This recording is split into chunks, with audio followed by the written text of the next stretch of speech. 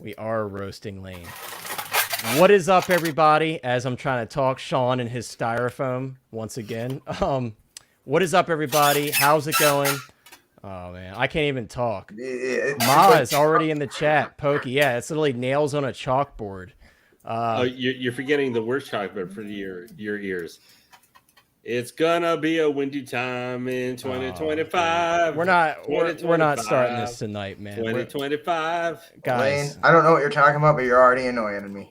Damn. Welcome to the Hot Toys Hotline special edition of How to Annoy the Host, brought to you by Sean, Lane, and Don. I brought Don in here to control you guys. That's why I brought Don in here, because Don doesn't play around, and I knew Lane was going to be on some stuff tonight. I didn't think Sean was going to bring in the styrofoam, but hey, that's what we got Don here. But guys, really exciting. Do you got any of those bubbles, that you can pop and stuff like that? Because that'll work too. Don't give him ideas. Yeah. You're enabling now, Lane. Yeah, he is enabling. That's what it's these two constantly. But guys, we got Don Prime out tonight from Geeking Out. Ever since Don was on the last time, we wanted to have him back. And tonight it just worked out. I appreciate Don coming out kind of short notice, because I know I kind of hit you up like not long before we were going to start. But appreciate you coming out. Don's going to show off something cool in the stream tonight when we have a little break here. Don got a pretty amazing piece. It's not really easy to hide, so you can kind of see it in the background. But wait, yeah, the cameras. Yeah, I mean it's a giant piece when you can tell how big it is on camera from that far away. Some stuff you see it exactly. Some stuff you see it on camera and you can't really tell the scale. That I could tell it's massive. But I'm glad you made a really good spot for it, and it's awesome that you have it in frame on camera. That's very fitting for you, Don. Yep. Or maybe it's a small room. Don Prine's a midget, and that's only a 1/6 scale figure. That would be interesting. That would be quite the. Hey, maybe I represent the Lollipop Guild. So. But how's everybody doing tonight in the chat? I know it's a real busy Thursday tonight. We got 1 million people streaming, so we appreciate you early birds that are here right at the start of the stream. Maz, I hope you're doing well, dude. We got to have you on soon, Maz, and vice versa. I got to get back on your channel. I've only been on there once, so maybe one day I'll pop in if you have a spot. Yes, so you do see Resident Evil. So I did do an unboxing on this guy. I have to finish up filming the video. I just got my replacement. This is the Leon S. Kennedy by Damn Toys. I thought I'd do a little fun challenge. Once we get some more people in here, I figured if you guys want me to unbox it on stream, let's try to get 25 likes. If we get to 25 likes towards the end of the stream, I'll unbox this guy and I'll show it off on stream as like a little sneak preview before I actually upload the unboxing. So, hey, if you guys want to see the Leon S. Kennedy, drop a like on the stream and maybe I'll unbox him before the end. But I think we're going to get right into the hot topic tonight, because I've noticed a lot of streamers are talking about this, and we're kind of spending the whole time on it. So I want to get it out of the way now. And you guys already know what it's going to be. We're going to talk about the cable, guys. And it's a hot topic for sure. It's the big topic of conversation right now because, as a lot of you know, this figure has been met with a lot of criticism. I kind of want to hear everybody's opinions in the chat on what they think of this figure. But we're going to go through the photos a little bit. I'll start by saying I think that there are some warranted criticism. Hot Toys Nightmare, I swear I'm going to get you. Dude, I swear. Until just a moment ago, I had it on mute. He's got the loudest tape, the loudest styrofoam, and every time I got a good thought going, he's like, cool, let me open this up. But anyways, there's some warranted criticism, I think, for this figure, and we're going to get everybody's thoughts in the panel on this, even though I know kind of get an idea what Don thinks of this, but I wanted to bring Don on because he had quite the opposite opinion of me on this guy, so I kind of wanted to get some mixed opinions on this one so we can kind of hear both sides of the story on this guy. Me personally, I think my biggest criticism, and a big criticism for a lot of us, can kind of be shown in this photo here, and that's the slender body. Not only that, the neck is a bit long, and I think some people made some interesting points with this one. I think, and Lou was mentioning this on the Geeking Out stream yesterday, he was saying that he thinks they made the body a bit skinnier so the overall package looked better when all the clothing was on. And I can kind of see that argument, but I do think they should have beefed him up a little bit, especially in the trap area. I think he's way too slender. But Don, kind of share your thoughts on this figure, because I'm going to be nice regarding this figure, and I mean, I want you to be honest. And again, your opinion was differing from mine, so I kind of want to hear your thoughts on this guy, and we want to share it with everybody here in the chat. All right, yeah. So first off, I'm not getting him. For me, I don't think he's great. I don't think he's necessarily bad. It's just like the face sculpt. They should have kept him that old version. Yeah. You know, they should have gave him the more wrinkles, the weathering. You know, the effects around the face to show, hey, you know, my face tells a story. Additional battle wounds, additional detailing. And again, I think the vest looks super cheap. But then again, you know, it's just a piece that he wears. He doesn't necessarily play an essential role other than to hold ammo. So, but I mean, the rifle, I want the rifle. I'm going to grab that some way, somehow, and, you know, loose. Dude, I think you're going to be right there with a lot of people. It's a super cool gun. And even if you don't like this figure, like you said, that's good. Like, there's so many different displays you could throw that rifle in. You could throw it with futuristic characters. You could just kind of throw it in. Hey, if you have Deadpool, it would be funny to give it to him like he stole Cable's gun off of him and he's rocking it now. So, and it's like a Frankenstein gun of a bunch of iconic firearms, like you were saying the other day. So, he's got a lot of cool stuff. But it's funny, I didn't even realize that the vest, the plate carrier, looked a little cheap until you mentioned it. And now when I look at it, it's like I can't unsee it. There are some things I do like about it. Like, I think that little carabiner is really cool, and I think it's nicely detailed. And I like the fact that the mag carrier is attached to the Molly. I think that's really cool. Yeah, it's, for me, it's the body. That's the biggest detractor. And guys, I will say, I do see what Don's saying about him being a bit like de-aged. I totally understand that, and I think that's a very valid point. But for me, it's my quarrel is not with the head sculpt. It's more so with the body. I think that's like, when I look at it, that's the first thing I see. So for me personally, I'm going to be throwing the poncho on this guy. That hides that small body the best for me. And also it kind of completes the look. I said this the other day, but I think this poncho is one of the nicest clothing accessories Hot Toys has done to date. It's not only magnetic on the shoulder, so it kind of aligns where it should be based on accuracy from the film, but it also is fully wired all the way down. So that's really nice to see, because as you guys know, they do skimp on the wiring a little bit here and there with certain figures. Even capes, guys. Like, how are they going to skimp on wiring in capes? The DX-19 cape? Yeah. Yeah, DX-19. Or Moff Gideon. His cape was really... Yeah, Moff Gideon's cape is 10 times better than DX-19's cape. I'll just tell you that. Yeah. Yeah. Well, yeah, but my Moff Gideon, the flexibility of it's pretty limited. Yeah. Here's a not so flattering shot. And let me ask you guys on the panel too. Like, what do you all think of? Do you think they nailed at least the cybernetic look? Like, you think they did a good job on that, or do you think that could use some improvement as well? Because I think the overall like aesthetic of the body is nice. It's just their proportions that are off, in my opinion. I mean, there's almost a little bit of a artistic license when it comes into that, because if you look at the Toys era of the mechanical, the left shoulder area, you know, that raise, it's differently designed because the body they used has traps and it's much more defined. So they actually had to almost change that up a little bit. And I will say both the mechanical and this, they did nail the overall cybernetic design, but the body, the mechanical, they gave them the traps, which it still probably has a very similar long neck, but because of the traps, it's visually more appealing, and your brain is not thinking it's wrong. Yeah. You know, you see someone this jacked. Well, I mean, he's slender, but he's still jacked. They're going to have traps. And he's skipping trap day in the gym, you could see here. I think you make a good point, though. I think a lot of it is due to the engineering of this figure and how it's engineered and how they have to incorporate that cybernetic portion of the body. They probably took a hit on the scale of the body because of that. Let us know what you guys think in the chat. I'm curious because we got some different people. 18 on the stream, by the way. We really appreciate it, guys. Once again, if you want to see me unbox this guy towards the end of the stream, let's get to 25 likes, and maybe I'll open up this Damn Toys Leon S. Kennedy. But yeah, Sean, let's hear your thoughts on this figure. I want to hear what you think of this guy. All right, so I never had any intentions of ordering this. However, let's be real.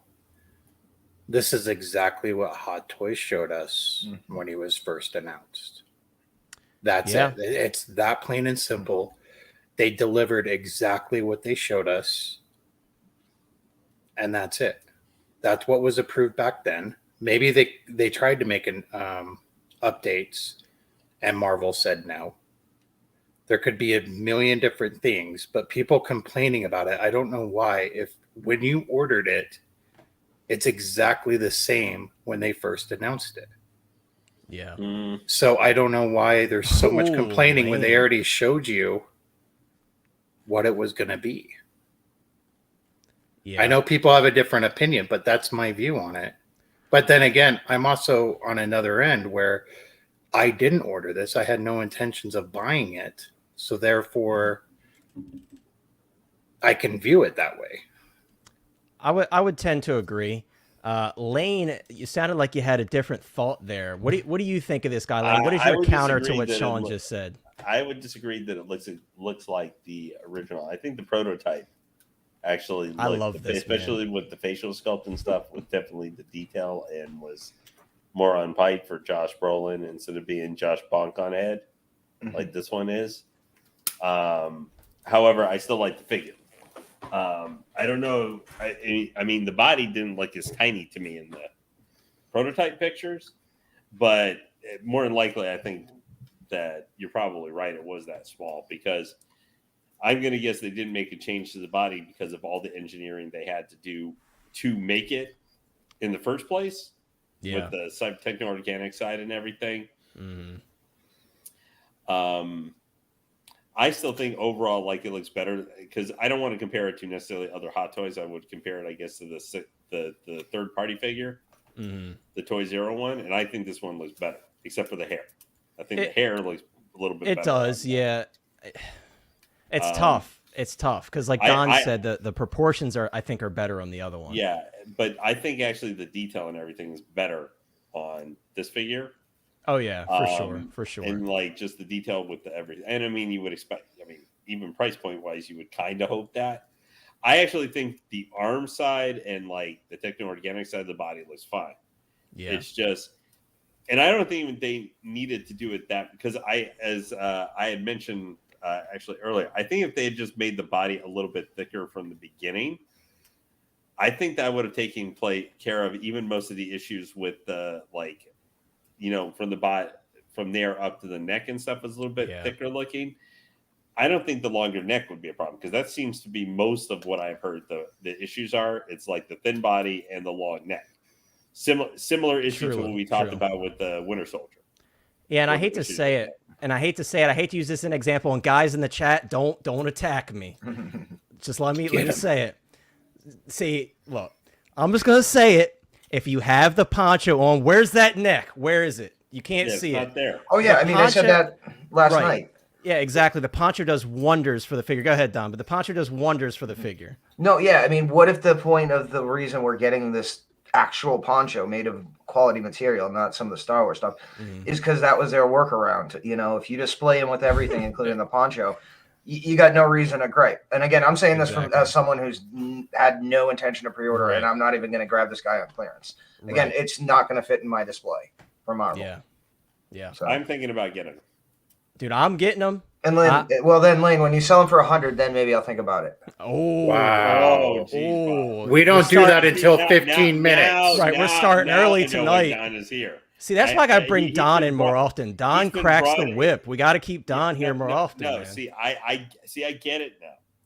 This is from last week's comment on the way out the door, that Don is now the ringer for HHH for taking the one shots and stuff. So I one shot, maybe. I mean, one shot. I've only taken one shot. We got they ain't over yet. Yeah, I know that. To quote Curly from City Slickers. I've got it. I got the plan. I see what's going on here. Okay, I'm just feeling. I'm just feeling, euphoric because. Yes, not. I'm getting the thing. You're pretty happy with that. Oh, yes. Dude, it looks really cool. But here's the thing, Don put some real thought into getting this statue. Like he really puts 6 months plus worth of thought into getting this. So it's a big thing for Don. I know that feeling, dude. Like some secondary market Hot Toys, I sit there and look at them and I look at them and I look at them, and once you bite on it and you get it, you're like, it just feels so good. Some Yeah, people it and- might be the opposite. It shows up and it's not what you expected. Me, it's always like, man, I'm so glad I found. No, it was actually better than I thought. And I watched Anobi's video, and unfortunately, he had the curse that he always has with Blitzway, where the arms are broken at the connection points. So yours was good, huh? Oh, I looked at everything. The other thing is, I had to like redo some of the pins on the actual backpack because if anyone has knows about the damn toys ones they did, or it was the DIDs. They gave you the extra pins for like the snaps. So I had to redo. So that took me like 25 minutes to redo those. But other than that, that's good. It arrived unscathed. Oh yeah. What's up, Nate? Nate's up here in the chat. Why does it take Don to bring Nate out? It's like where Don is, Nate is. But what's up, Nate? Nate, if you have free time, feel free to hop on, dude. Just saying. I will, Lane. I'll bring Nate in here too. But yeah, shots fired. Guys, the curse of Darkside Anakin is real. So Lane has learned firsthand what happens if you betray Darkside Anakin, and I feel like the younglings did too. They didn't really do much wrong, to be honest with you, apart from pick the wrong side. But let's say what's up to some people in the chat. We got a lot of familiar faces in here. Leighton, what's up, dude? How you doing? I appreciate you always on Instagram, liking all my stuff. Maz, of course. Maz says he's doing great. He got his Obi-Wan and Anakin sideshow figures in and his second Miles Morales. That's awesome, dude. I think you put up a video about the Anakin and Obi-Wan, right? I haven't had a chance to check it out, but I believe I saw it as I was about to hop off. I was scrolling through and I saw it. So check out Maz's channel. He's got some great stuff on there, and he streams every week and does his photography talk. So definitely check him out. Maz is that dude. Some guy, what's up, dude? How you doing? I hope you're doing well. I like his profile picture. Oh, very cool guy. Yeah, very cool guy. Cool. Oh, Cigars and Bacon is now in the house. Oh, CMB, what's up, bro? Cigars, same thing for you, bro. If you want to hop in, just saying, let me know. We'll bring everybody in here. It's like geeking out V2 at this point. I know. Oh, I'll tell you this though. I literally, when I went outside to get the box with the statue, it was like the box is literally bigger than I am, like dimensionally. If like I try and curl up, like I could fit inside the box and have space. Damn, that's when you know it's big, dude. That's crazy, man. It was literally like, how am I going to get this up the stairs? It was literally like, okay, I had to get something to slide up the stairs without, tipping it over or putting too much weight on it. And I'm like, it was an actual, like, I had to design like a easy way to get it up the stairs. So, dude, I've used extra cardboard. Yeah, I've never owned. The biggest box I probably have right now in my collection is the Hasbro HasLab Razor Crest. That box is massive, but that's nothing, I'm sure, compared to what you got. Like, that's the biggest box I have in my collection right now. So that's pretty impressive. The packaging on that thing alone, after I have the statue, the packaging alone is still like 16 pounds. Wild. That's wild. He said that's when you know Don is a small guy. Leave Don alone, man. Or the box is literally, I've never seen a box this large before that would be shipped. It was literally that large. Big. That's not furniture, so. Dude, so being not being a statue guy, I'm sure I would be absolutely blown away. Like, I've gone to comic shops before, and I've seen the Hulkbuster box in person, and that's what I was like, damn, I can't buy this. I literally can't buy that, because where am I going to put it? Yeah, you should see the box for the Maestro that's coming for XM Studios. It's like a huge Maestro Hulk with like his throne and a whole bunch of like. Oh, I've seen that. Yeah, it's massive. Yeah, that's going to be 4 boxes that weigh each 80 pounds. So it's going to be 320 pounds of shipping. Can you imagine what is like shipping on something like that? That thing's going to be like $1,000 to ship. That's crazy. I can't tell you what mine cost because mine was included in the price from Marcos. So. That's always helpful. Shout out to Marcos, dude. He's always given us a great deal. Everybody, if you're in Marcos's Facebook group, he's constantly dropping like 15% off, 17% off. In the description, if you want to check out Marcos from CollectorZown, he's a good dude, man. Yep. TX, what's up? How you doing? I missed a couple of your other comments, but how you doing, man? He said you can't pose this without the poncho. People cry for any reason and tap out, as Denobi says. Hey, you said it, not me.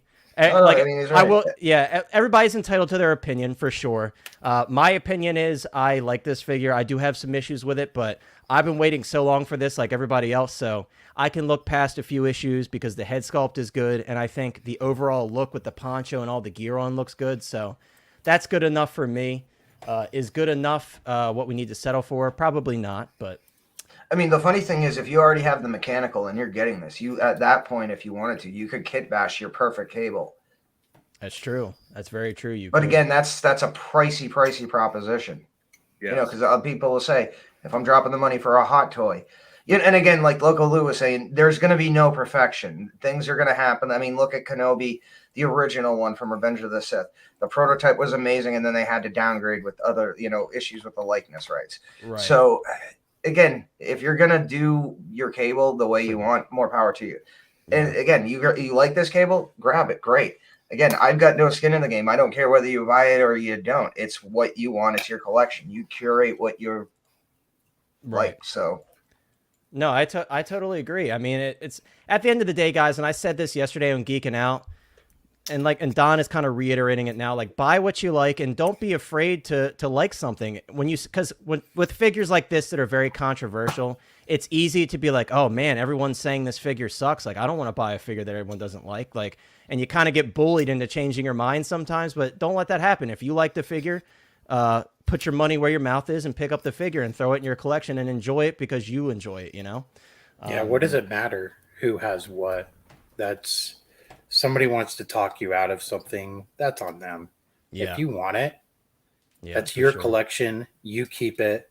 And if they have a problem with it, go tell them to off. It's just all. There's so many people that are out there right now going after anyone because they have their own personal demons, trying to attack anyone they personally can because their feel-bads were hurt when they were children, or they're not really good at growing up and being an adult, so they want to take it out on everybody else.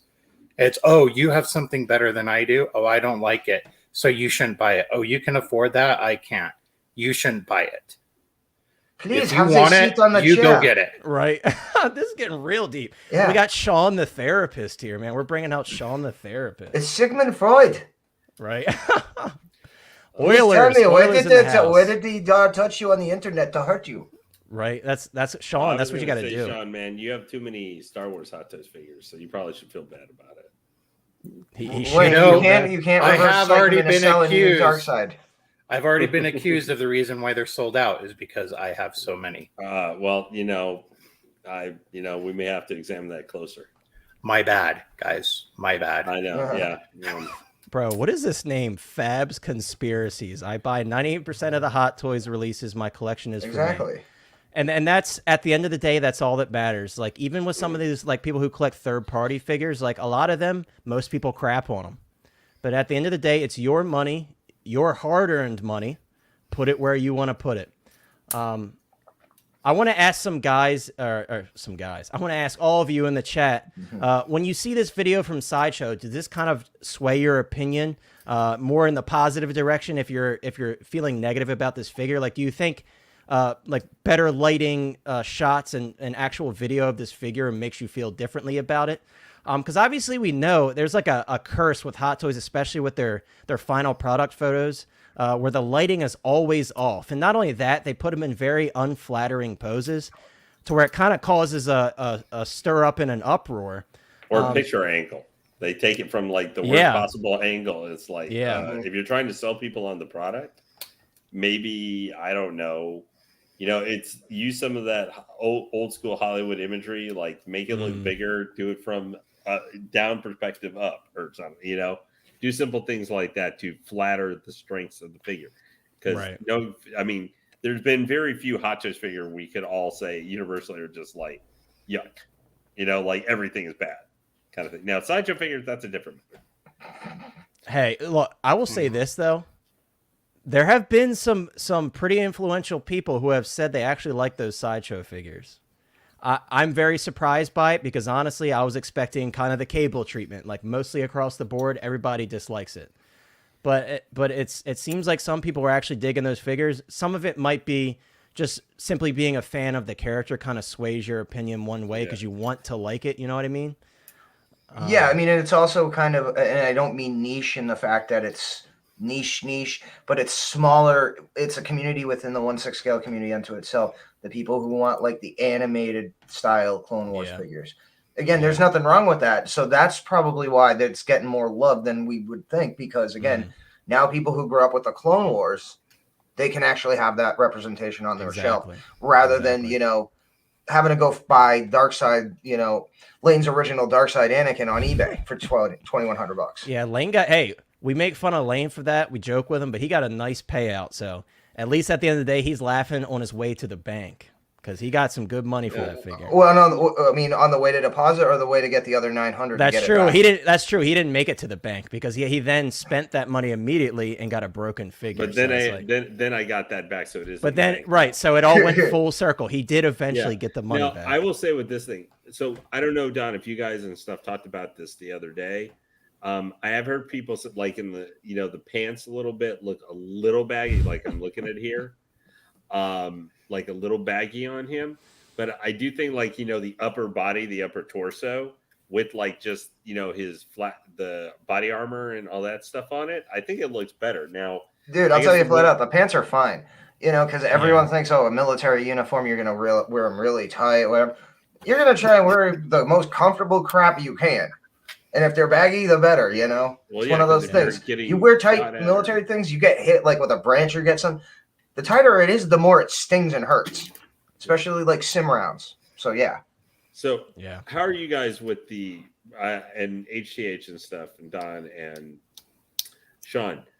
Like, does it bother you much where they just have with the regular the mechanized arm doesn't really bother me so much, but does the regular arm with the joint showing like single that jointed guys at all? It does. I know we don't love single jointed, but yeah, it does bother me a little bit. I'd be lying if I said I thought it was aesthetically pleasing. But here's the thing, like, I have other figures in my collection that have single jointed arms, and it's like one of those things I've kind of accepted it if I think the overall figure looks good. It's not acceptable, though. It's not acceptable because at this point in time, like, we're so far ahead with figure technology, we shouldn't be getting single-jointed bodies, period, anymore. I don't know, and Don, you may have some insight on this, why certain figures, they decide to go single-jointed arms, like Clone Wars Darth Maul, Cable, Han Solo, A New Hope. Like, I don't know what warrants them using single-jointed bodies when they have so many figures that have double-jointed bodies. Like, what constitutes that? Do you know? It's bitter when they're putting out for massive quantities of bodies. I don't know. I mean, that's kind of a joke, but kind of not really. It's tough to say. I don't know where their thought process is. I mean, are they thinking because he's got a mechanical arm that's going to limit posability, so why put the effort in with the right? Hey, it could be. I said they should because again, that kind of goes with the theory that we were talking about last night. The low pre-order numbers, the low love in Hong Kong for this figure. So at a certain point, they have to say, no more money. We have to get something out. Right. And this is what, again, someone said this was fine enough for retail. And like Sean was saying, this is 95% what they showed at this prototype. Now, granted, the face has been de-aged. There's a little less weathering on it. But other than that, this is literally what the prototype was. And again, I saw the prototype and I was like, okay, cool. It's still not for me. So yeah, I don't think there's an excuse. There is. There is because they could. I mean, look at Thor's arm, for example. Yeah, that's the example I used yesterday. You could give us a swap out arm, even like you can give us that one for posing with, and if you want like a straight arm where he's just holding the gun in his hand, give us a silicone arm. Why not? Give us. They could just take a. Yeah, like for example, when he's being clothed, okay, take the silicone arm off, put this one arm. But either the right arm should be double jointed, just like the same for the Winter Soldier. It shouldn't be single jointed. It should still be double jointed. I understand for a mechanical arm. Yeah, just like every mechanical arm is like that, and I don't know why. I would love to have insight on that. I think because of the back end of the elbow section is why. I'll just say this guy does not know how to put weapons in holsters. Dude, look, we're we're not even going to get started with Guy, because this man, he seems like the nicest guy ever, but every time I watch him, I get annoyed. It's him, look, in this unboxing, Terry kept telling him, like, dude, the rifle magnetizes to the other side. He said it like 3 times, and he still ignored him. Oh, well, I mean, he's probably telling him now that pistol's going to fall out the first move that Cable makes. Yeah, because that's not secured. God bless him, but I swear every single video he does something that annoys me. It's like, I wouldn't be mad if beforehand he played around with the figure and kind of learned it. It seems like a lot of times he just wings it. And because of that, he does this stuff and the other thing he does is he like makes up names. He's been better lately. Yeah. But he like makes up names for a lot of the items that come with these figures. He's probably also looking at the military gear, especially like the Molly slots and like Right. God, I'm hoping it's just a single lash, not those like plastic slip throughs, you know, if you're kit bashing your own armor. Because he's probably looking at this as like, I have a zip tie, I have these slots, and I have the pouch. How the hell do I put it on? Right. You know? Right. I want to touch on some comments real quick. So TK says, buy what you like, don't buy what you don't. Praise and criticism of Hot Toys. Exactly. Sometimes if you like a figure, it might be hard to hear criticism, but at the end of the day, you have to understand that everybody is entitled to their opinion, and as long as they're being respectful, more power to you. You don't have to like everything that comes out from Hot Toys, and you shouldn't. I think it is good to voice your opinion, because as we've seen with like the Mark 85 Tony Stank, as they like to call him over on Geeking Out, fair criticism does get you a long way with Hot Toys, because they're willing to take care of things if they can. Obviously, with this cable, it's a bit too late for them to do that because he's going to start shipping soon, according to Sideshow. But hey, as long as you're being respectful about it, I have no issues with both sides of the argument, personally. Cigars and Bacon also, I couldn't have said it better, dude. He says, tell them to kick rocks. You're collecting for yourself and not for others. I'm sure as F ain't collecting so that when people come over, I can get their approval. Yeah, that's very true. That's very true. I hope no one's doing that. Yeah, and hey, I know people, if you're watching Hot Toys Hotline and you're watching Geeking Out and you're tuning in to Hot Toys Nightmare, you're one of the real ones. So I doubt anybody here does that. I think we all have our minds of our own and we collect what we like, and we're all in our perfect own little community of collecting. Nate says, thanks. Hopefully I can join up the next one. I'm going to hold you to that, Nate. I've been afraid to ask you because we all know Nate just never stops streaming. And it's like, I don't know when to squeeze him in. He's got to have a break somewhere, and he doesn't give it to himself.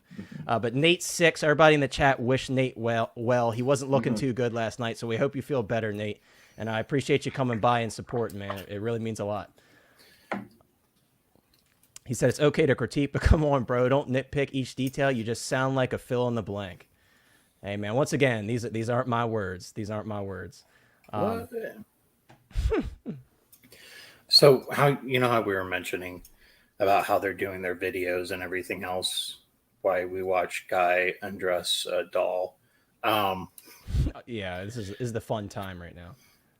So usually for a while, I was always liking Sideshow's videos.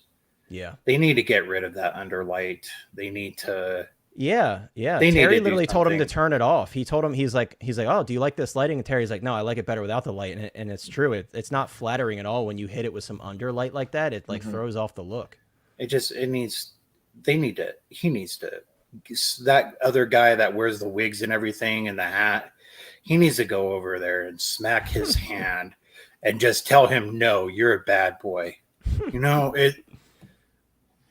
Send the damn figure to Terry. Shit.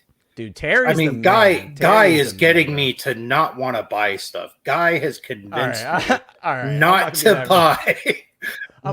buy the comic concept Iron Man stuff for the Stealth or the War Machine. He's I'm sure he's a really good guy. I'm sure he can do something in marketing. I'm sure he can do Paul's job or something. I think there's something else he could do. This is Terry's realm, and I think Terry needs to be the one to do it. So what happened was, as you know, Terry moved away, so he's no longer near the Sideshow headquarters. So that kind of messed up this whole deal, because Terry is obviously like, and I will be honest with you, it is kind of entertaining when Terry instructs Guy on how to pose it. I do think there's some good content there.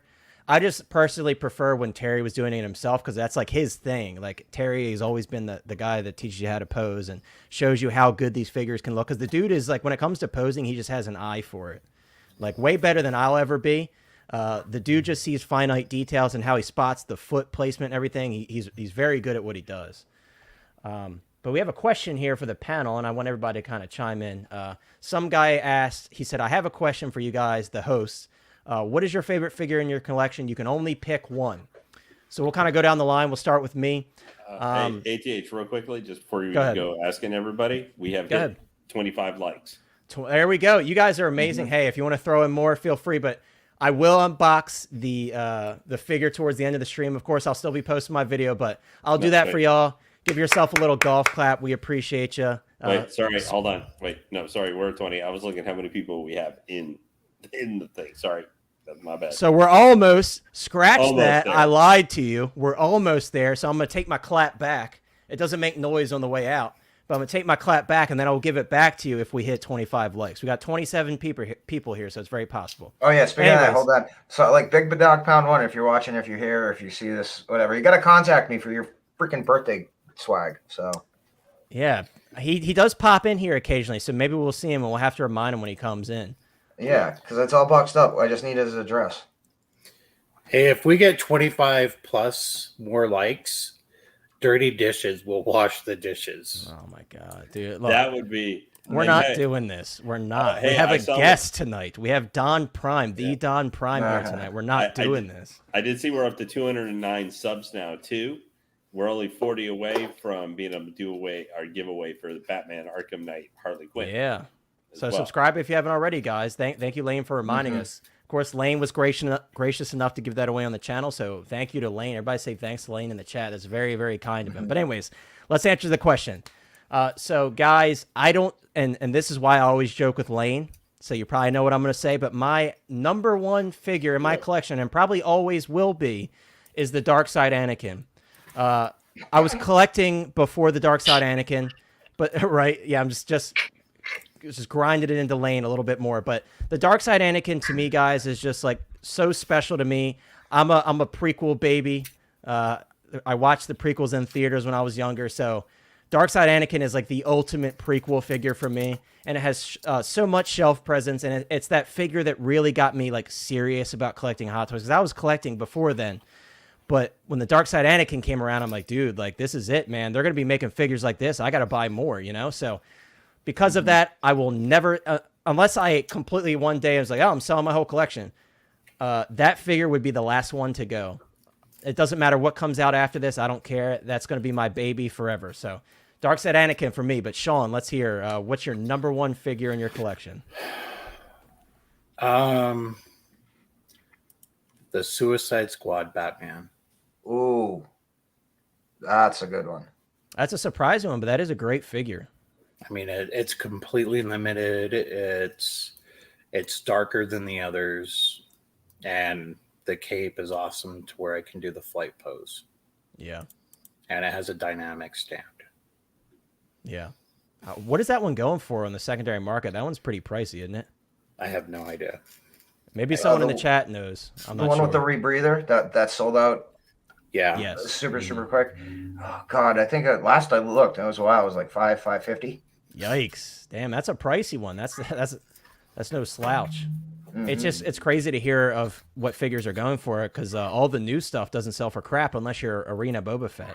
Dude, I found out what my 2-pack Tarkin and Vader are going for.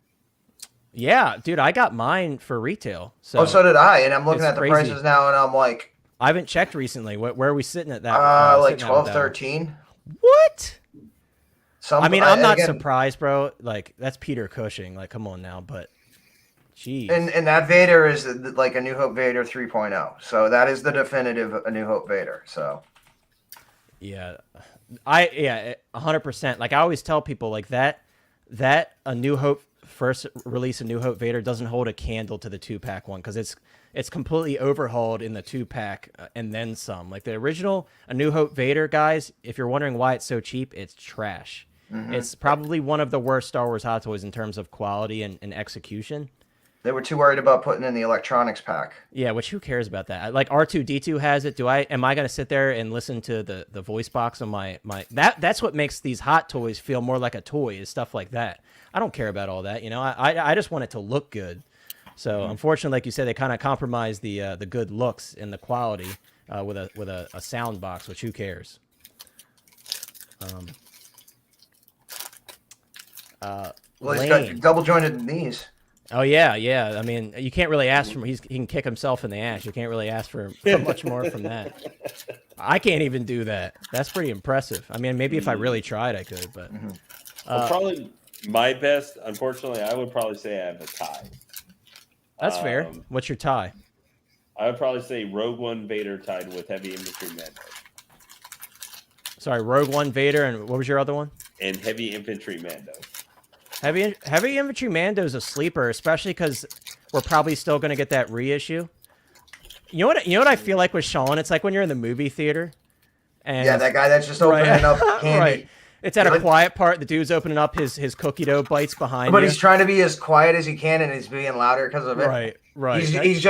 He's going very slowly, and everything is louder rather than just doing. Exactly. You guys really want to go there? Ripping the band. We don't. Okay. God. God.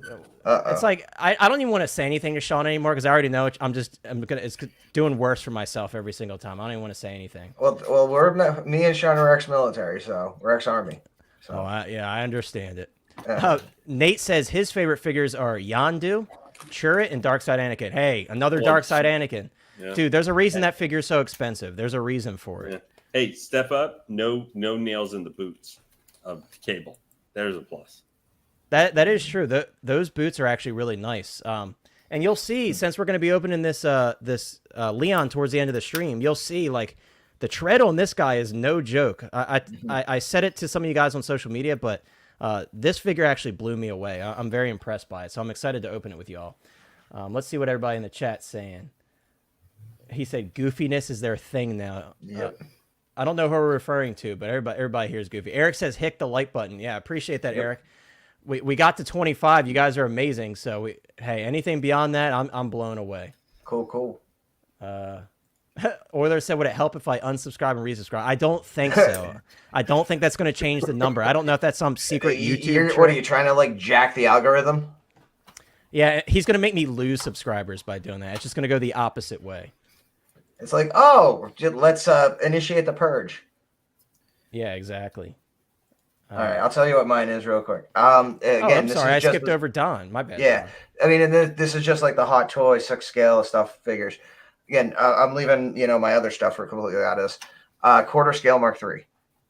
Ooh, yeah, and didn't you say that new 6 scale is kind of a shrunk down version of that quarter scale Mark III? Yeah, no, at least with the quarter scale, there's a battery cover and there's no exposed no screws.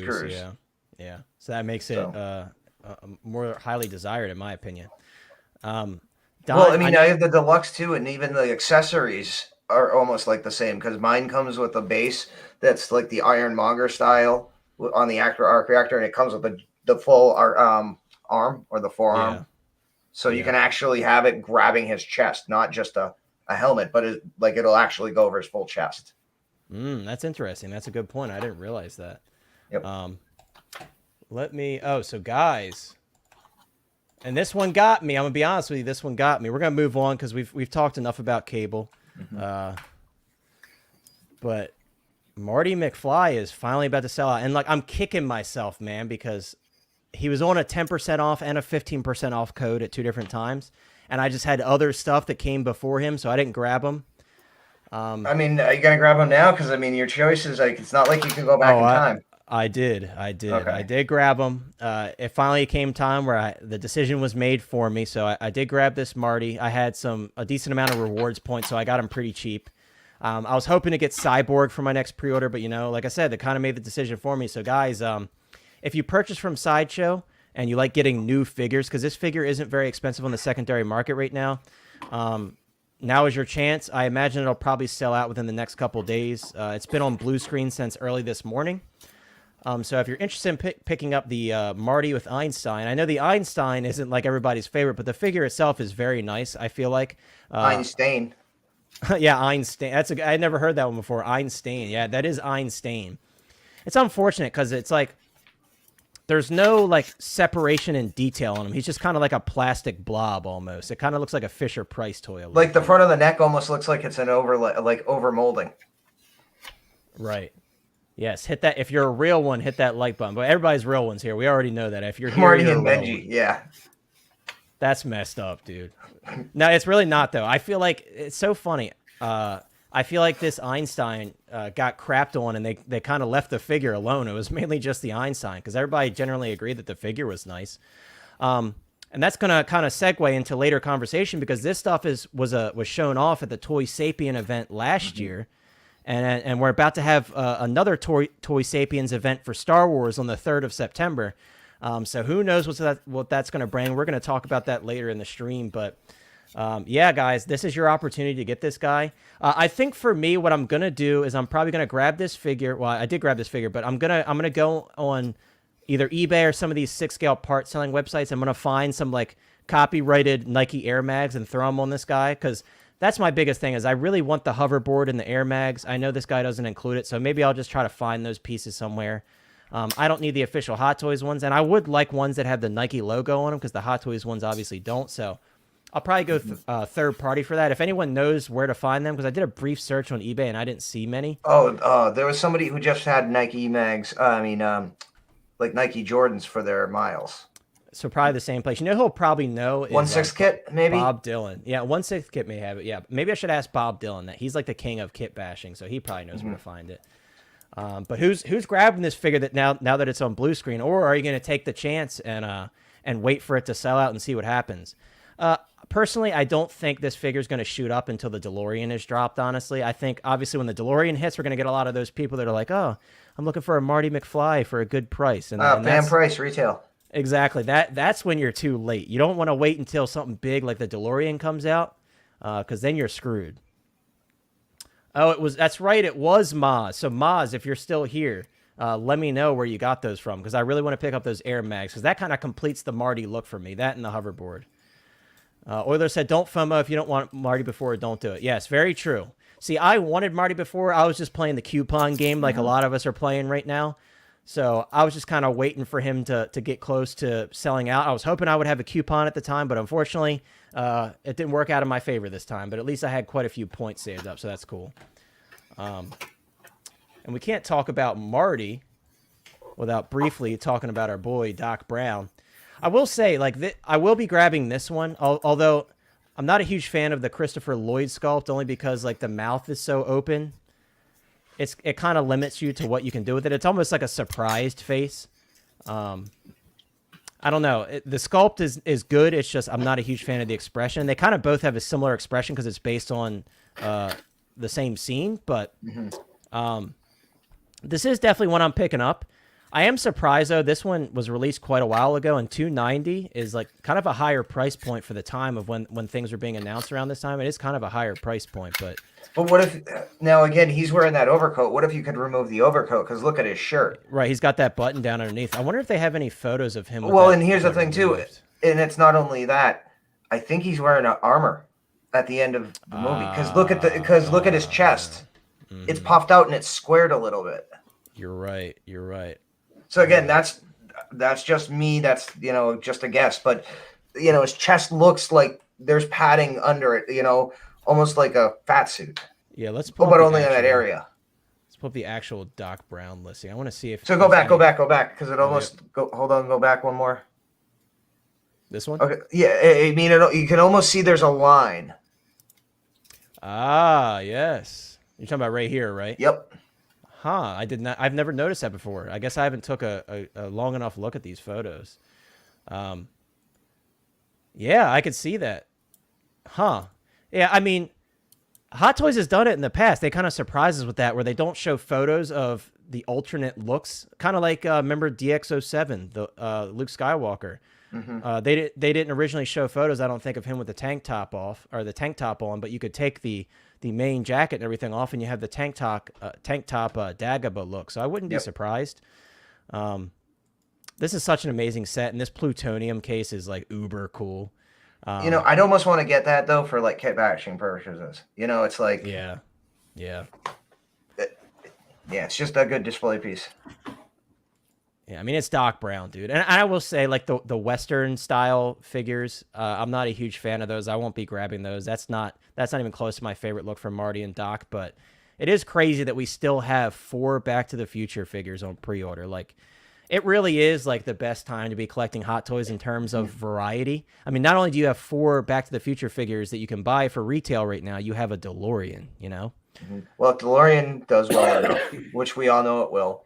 And then if they do an N1, if that does well enough, you think they'd say, screw it, we're going to go Back to the Future 3 train.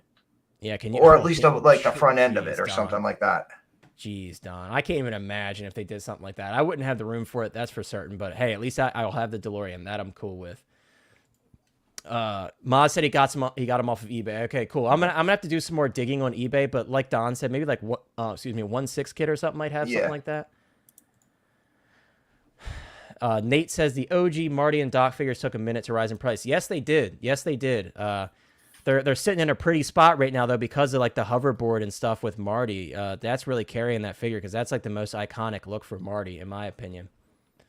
Mm-hmm. Marty is in stock and he's low stock on Sideshow currently. So like it actually says low inventory now, which means when because they said in the past when that actually goes up, I believe they have 20 or less actual units for sale. That might not be that's how many they have left, because they sell people on payment plans and then they do keep a reserve for parts and other things. But when that goes up, they literally have less than 20 for retail sale. Yeah. So like I said, probably a couple days and Marty's probably going to be gone. Fake outs do happen, so who knows? It could go out and go back in. But he has been sitting in stock for quite a while, so I wouldn't be surprised if he's done for, at least on Sideshow's website. Euler says, my aunt was the lead designer and builder for the train on Back to the Future 3. If they made that, I would... Dude, that's incredible, man. That's so cool. I don't have any family members in any sort of films or set design or anything like that, so that's incredible. Hey, that kind of speaks to your roots with the different things you build, so... if you guys don't know, here's a good chance to talk about this. If you haven't already entered the Geekin' Out contest featuring Euler's amazing custom display bases, definitely head over to Geekin' Out, watch their video, enter the giveaway. I think you guys are also giving away an Ahsoka 6 with them, figure. yeah. So it's 2 prizes in the giveaway. Second prize is going to be a Star Ace Green Ranger from my collection. It's going to come with one of Euler's prototype artist proof bases. He made 3. We have 2. And this first prize is going to be, again, one of those Euler's bases with a new in-box Hot Toys Clone Wars Ahsoka. So I mean, that's an incredibly gracious giveaway, guys. So if you have a chance, go enter, and maybe you'll win something. I didn't enter myself, but I want to give you guys a better chance to win. I wouldn't be fair because I feel like once you appear on Geekin' Out, I have to remove myself from the giveaway. Also, Don's shot glasses. I'm sure you have some of those left. I actually got, thanks to Archetype Cinema LLC, Gabe with Geeking Out, took some professional shots. I ended up having to order another batch because I've actually there you go, another sold batch a couple of them, today. Another batch coming. So guys, hit up Don if you want some of those Geeking Out shot glasses. They're real. I could speak firsthand. I have some. They're very high quality and they're awesome. So, but Chris, what's up? Chris, are you still on vacation joining us? Are you crazy? Are you crazy, Chris? Yeah, I'm away. I'm in a separate room. I had some time to kind of get out. I told the fiance, I was like, see if I can hop in real quick and just say what's up. So I'll be here until, We're having a fun stream, dude. It's not the same without you, but we of course we had to bring in Don tonight.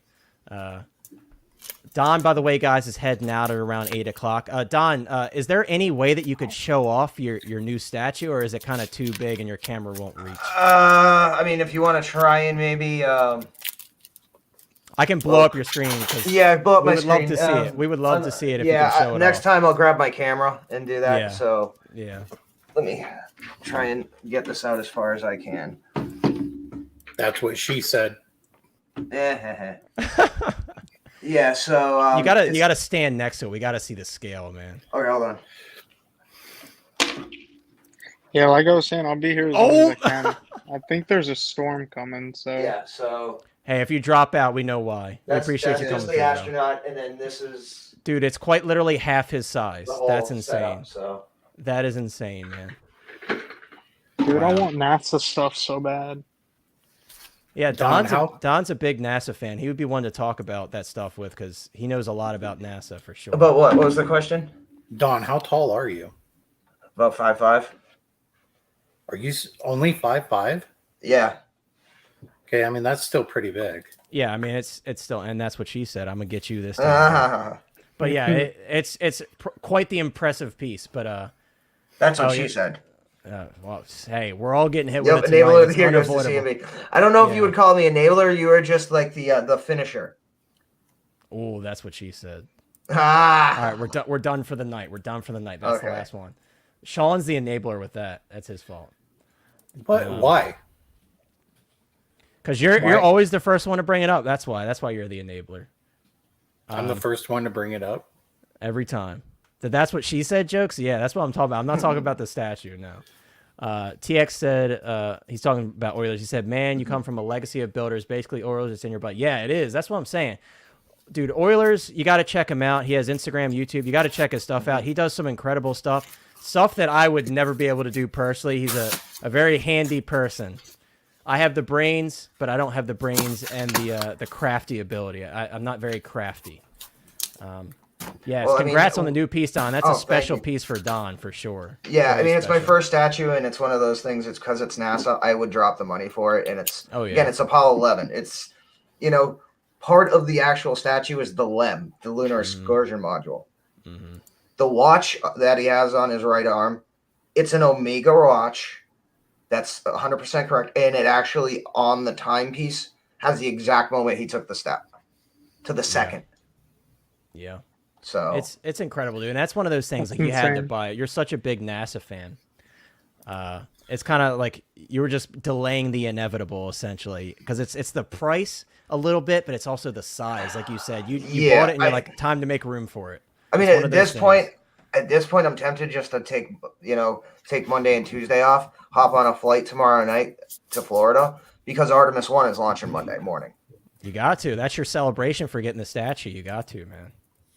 Well, the thing is, for the first time since 2019, NASA's actually selling ticket launch pack, like a ticket to the launch in a package. That's really cool. First time, so that means it's legit, and they've got a 2-hour launch window. So, yeah, that's really cool, dude. OG, what's up, my man? How you doing? Lane, now's your chance to come in and read the whole name because you love doing that. Yep. Is Lane even here? He's gonna miss it. We lost him. We lost him. Lane is. Lane. No, I'm here. Lane, you're supposed to follow it up you missed your cue. He is the OG fan when Star Wars was just Star Wars. I just don't say it good as Aries does. Hey, but you say it better than me because I just cut it off at OG and called it. Yeah, I know, but that's because you're a little lazy with your names and stuff. Hey, there ain't nothing wrong. The with OG fan when Star Wars was just Star Wars. Bob, the original fan of Star Wars. As he points out, he was in one of the original showings of the movie when it came out in 1977, which is the origin of his name, which all I can do is just give a pip, pip, clap, clap to that. Hey, my parents' first date was Star Wars: A New Hope, so. Well, and that's how Dom was made. Yes. I am actually a Star Wars child. I won with the Force. Yeah, literally. I have a high metal core. Quite an explosion. Cigars and Bacon said, Don's hooked now, boys. He's going to get the itch to buy another space. Yeah, dude. I'm interested to see how it's gonna evolve soon. He's going to have a whole space army at this point. I'm interested to see what he gets next. Hey, I was already looking at the other Blitzway astronaut statue, the ISS one, with the EMU suit. It's sold out in the United States. So literally the cheapest place I can find it is Hong Kong. So it's $1,400 for the statue, $700 for shipping. Oh, jeez. But the problem is the ISS one is literally twice the weight of this one, and so that shipping might actually be accurate. Yeah, that stings. That stings for sure. But hey, if it's if that's the best price you can find and you really want it, maybe you'll end up calling. Oh no! It's not going to survive a trip like. That's true. Yeah, that's true. No. That's the scary thing about statues. That it's yeah. I mean, this thing was coming by FedEx, and I, usually don't have any issues with FedEx. And I know the guy who delivers. So it was like kind of, as long as it gets to, the driver, it'll be fine, So. Very true. Don was made in 12 parsecs. Oh my God, man. What have we done? What have we opened I know up we're here starting today? to bad punting just here. I do have to say too that for Collecting Weekly, Ekwan, I don't know. He said it. I thought he said he was in chat. He received and got in one piece and just sent me some pictures because I had done a giveaway for them, the 3-0 Optimus Prime nice. from Revenge of the Fallen that I picked up specifically to do an unboxing, and then just kind of surprise everybody and go, hey, we're gonna be giving this away. And he got it today, and apparently really loves it. Yeah, that's awesome, dude. Well, hey, Don, I know you got to skedaddle out of here, but I appreciate you being here. It was very, very awesome to have you back. Always a pleasure. Once again, guys, check out not only Geekin' Out's channel, but check out their giveaway. Don, when does that giveaway end, by the way? How long are you guys running that for? I think we're doing it till the 15th, and then we're gonna obviously get the winners. I mean, all the comments, or we'll put them in a wheel, and then we'll. I don't know what stream date we're going to pull those winners, but after we announce those, we have another contest that we're going to be doing with CollectorZown. It was between two figures. I think we're 99% sure which one we're going to do. But again, Nate wants to jump on it, and confirm that. But we're going to be doing that after we, finish this current contest. And that's actually going to run through New York Comic Con. And okay. I think at this point it's going to be like Bodega Cat Miles, because that actually fits in a hell of a lot better, with the New York Comic Con being in New York. I'm going to be there with Local Lou's going to be there, P-Rock V. So, it's just more aesthetically pleasing for the contest, so to say. Well, guys, head on over to Geekin' Out and enter that contest, because there's some really great prizes, and support an awesome channel. I know a lot of you already know about Geekin' Out, but take care, Don. Once again, thank you so much for coming out. All right, thank you. And make sure, and say, instead of getting your HGH, make sure you get your daily dose of the HTH. All right. Later, man. Take care, man. Have a good one. You too, bud. Yeah. All right, boys. Now we're going to segue into something else. That feels like a pun I would have made normally. I gotta start filling in the blanks, Lane. You've been slow tonight on your puns. Guys, before we get up in arms and say, oh, Justin's collection, he is one of the only people that put out a high-quality video so far on these new Shanghai figures, so we're gonna have his video playing in the background while we hang out and chat. Guys, we're a couple away from 30 likes. Can we get to 30 likes tonight? That would be incredible. Also, once again, if you're not subscribed and you want a chance to win that Arkham series Harley Quinn courtesy of Lane, consider subscribing to the channel. And also hit that notification bell. I have a video coming out very soon. I just got to finish up the last little bit of it. And we're going to unbox this. I'm going to re-unbox another Leon, because this is my replacement. But since you guys are so awesome, we will be unboxing this towards the end of the stream. Hey, there's a comment in there from someone titled The Hot Toys Nightmare. Oh, here we go. What did I miss now? What did you say? Is it now? letting us know that Mace Windu's coming in 2025? No, he at least is giving me a break on that tonight. Let's see what I'm missing out on. Here we go. The Hot Toys Hotline. Time to make room for it. Me. That's what she said. Oh my God, Sean. Why did you even waste my time reading that? You're something else. Well, because we just got Captain America number 16 to talk about. So he wanted That's to make true. sure But this is a really nice Captain America. Yeah. I'm not arguing that with the figure. I mean, we can say, hey, if we're trying to show the opposite end of the body scale in comparison to Cable, here you go. Since they should have stuck this body. Yeah, very true. He has a good point. So TK said Andy Fairhurst is selling some artist proofs of his Boba print from a few months back. That's awesome, dude. Yeah, that print's pretty incredible. Chris, how's your vacation going, man? Are you having fun? What are you doing? Are you in Georgia? Is that where you said you were? Yeah, in Georgia. So we went to Atlanta for the aquarium. It's the largest one in the United States. That was super fun. And then today we went to Jacksonville, Florida to go to the zoo. So we've taken... Driving? Yeah, been driving around a lot. It's ouch. No, thank you.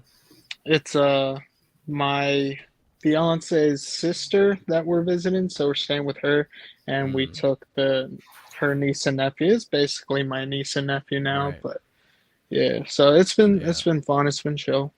Yeah, that's cool. Dude. That's cool. I actually ordered something that I'm gonna put on the channel when I got back, and I got it delivered here because I was impatient. So it's WWE related. Oh, nice. Now you got to drive it all the way back. Hopefully it's not big, so it takes up space in your car. Yeah, it takes up a decent size. It's medium sized. Gotcha. The collector, does anyone, I don't know exactly when the new season starts. Sean may know. Sean, do you know when the new Mando season starts, season 3? February sometime. February of 2023. 2023, yeah. I wish it was this year, though, because now me too. We're going all 2021 and 2022 without it. If things stay on time. Right. Nate says CollectorZown / Geeking Out giveaway will be the Miles Morales Bodega Cat. Okay, cool. Thanks for clearing that up. Oh Lord. The collector says, I want those melons, Lane. Lane. What melons do you have, Lane? What melons are you? Just a big melon for a head. Oh, there he is. I forgot what you looked like, Lane. We need your beautiful face on camera. We need you here, man. Oilers says Justin is fine. He's just a businessman. Let him do his thing. Hey, I will say firstly, I do watch Justin's videos. If I want like a clear unboxing video that shows everything laid out clearly, and I could see how everything's unboxed and how to put it back in the box. And he's later. selling less than Sideshow is, so yeah, which is literally a true. business thing. So I watch his content too. Yeah, but he's also one of the first people to put up this video, so kudos to him. Yep. Oh, the melons. Oh, they're talking about the Harley Quinn figure. That's why they want the melons. Oh, the Double D. Oh, yeah. Now I get it. Now I get it. Yeah, unfortunately she is those melons be packed away. Oh, Doc Smizzle. Doc said you went to the Duval Zoo and didn't tell anyone. By the way, guys, I wasn't invited, unfortunately, because Doc hates me. However, Doc at 10 o'clock p.m. Eastern, I believe, tonight, we'll be having John from InArt on his channel. They're going to be asking him questions with V and P-Rock. So if you get a chance, head on over to Doc's channel. It's going to be a fun stream. I'll probably be watching on my phone as I'm playing video games. But yeah, it's going to be a fun time, I'm sure. And if I know Doc well, I know he's going to ask some good questions. So all the boys on the panel will. So definitely go head over to Doc's channel at 10 p.m. Eastern and check it out. Doc, if I'm wrong about the time, let me know. That's just what I remember when I scroll past. Hello, TK592. I do notice you, Senpai. Of course we notice you, TK. You're always here. But guys, let's kind of get some thoughts from everybody. Since we kind of have this playing in the background, let's he's showing off the boring stuff right now. It's like show us the big old the figure or the big old Infinity Gauntlet that's damaged. That's like the big things we want to see. But talk about the head sculpt and the proportions, man. I'll be the first to say, like, I'm so glad that they've continued to nail it on the proportions because, as you guys know, for a long time, Captain America had issues with proportions.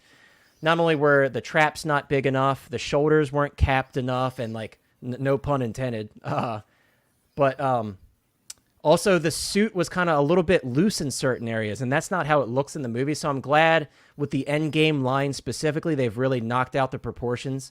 And it's no exception on this figure. Really boring display base though.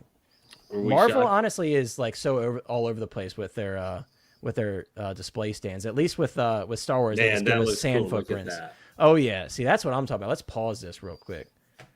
Man, look at even on the inside of the gauntlet. Look at that, man. That's pretty incredible. So for you guys, even if you weren't necessarily get this figure, would you guys, if you saw it or available, would you try and separately try and pick up the gauntlet to somehow work it into a display or something?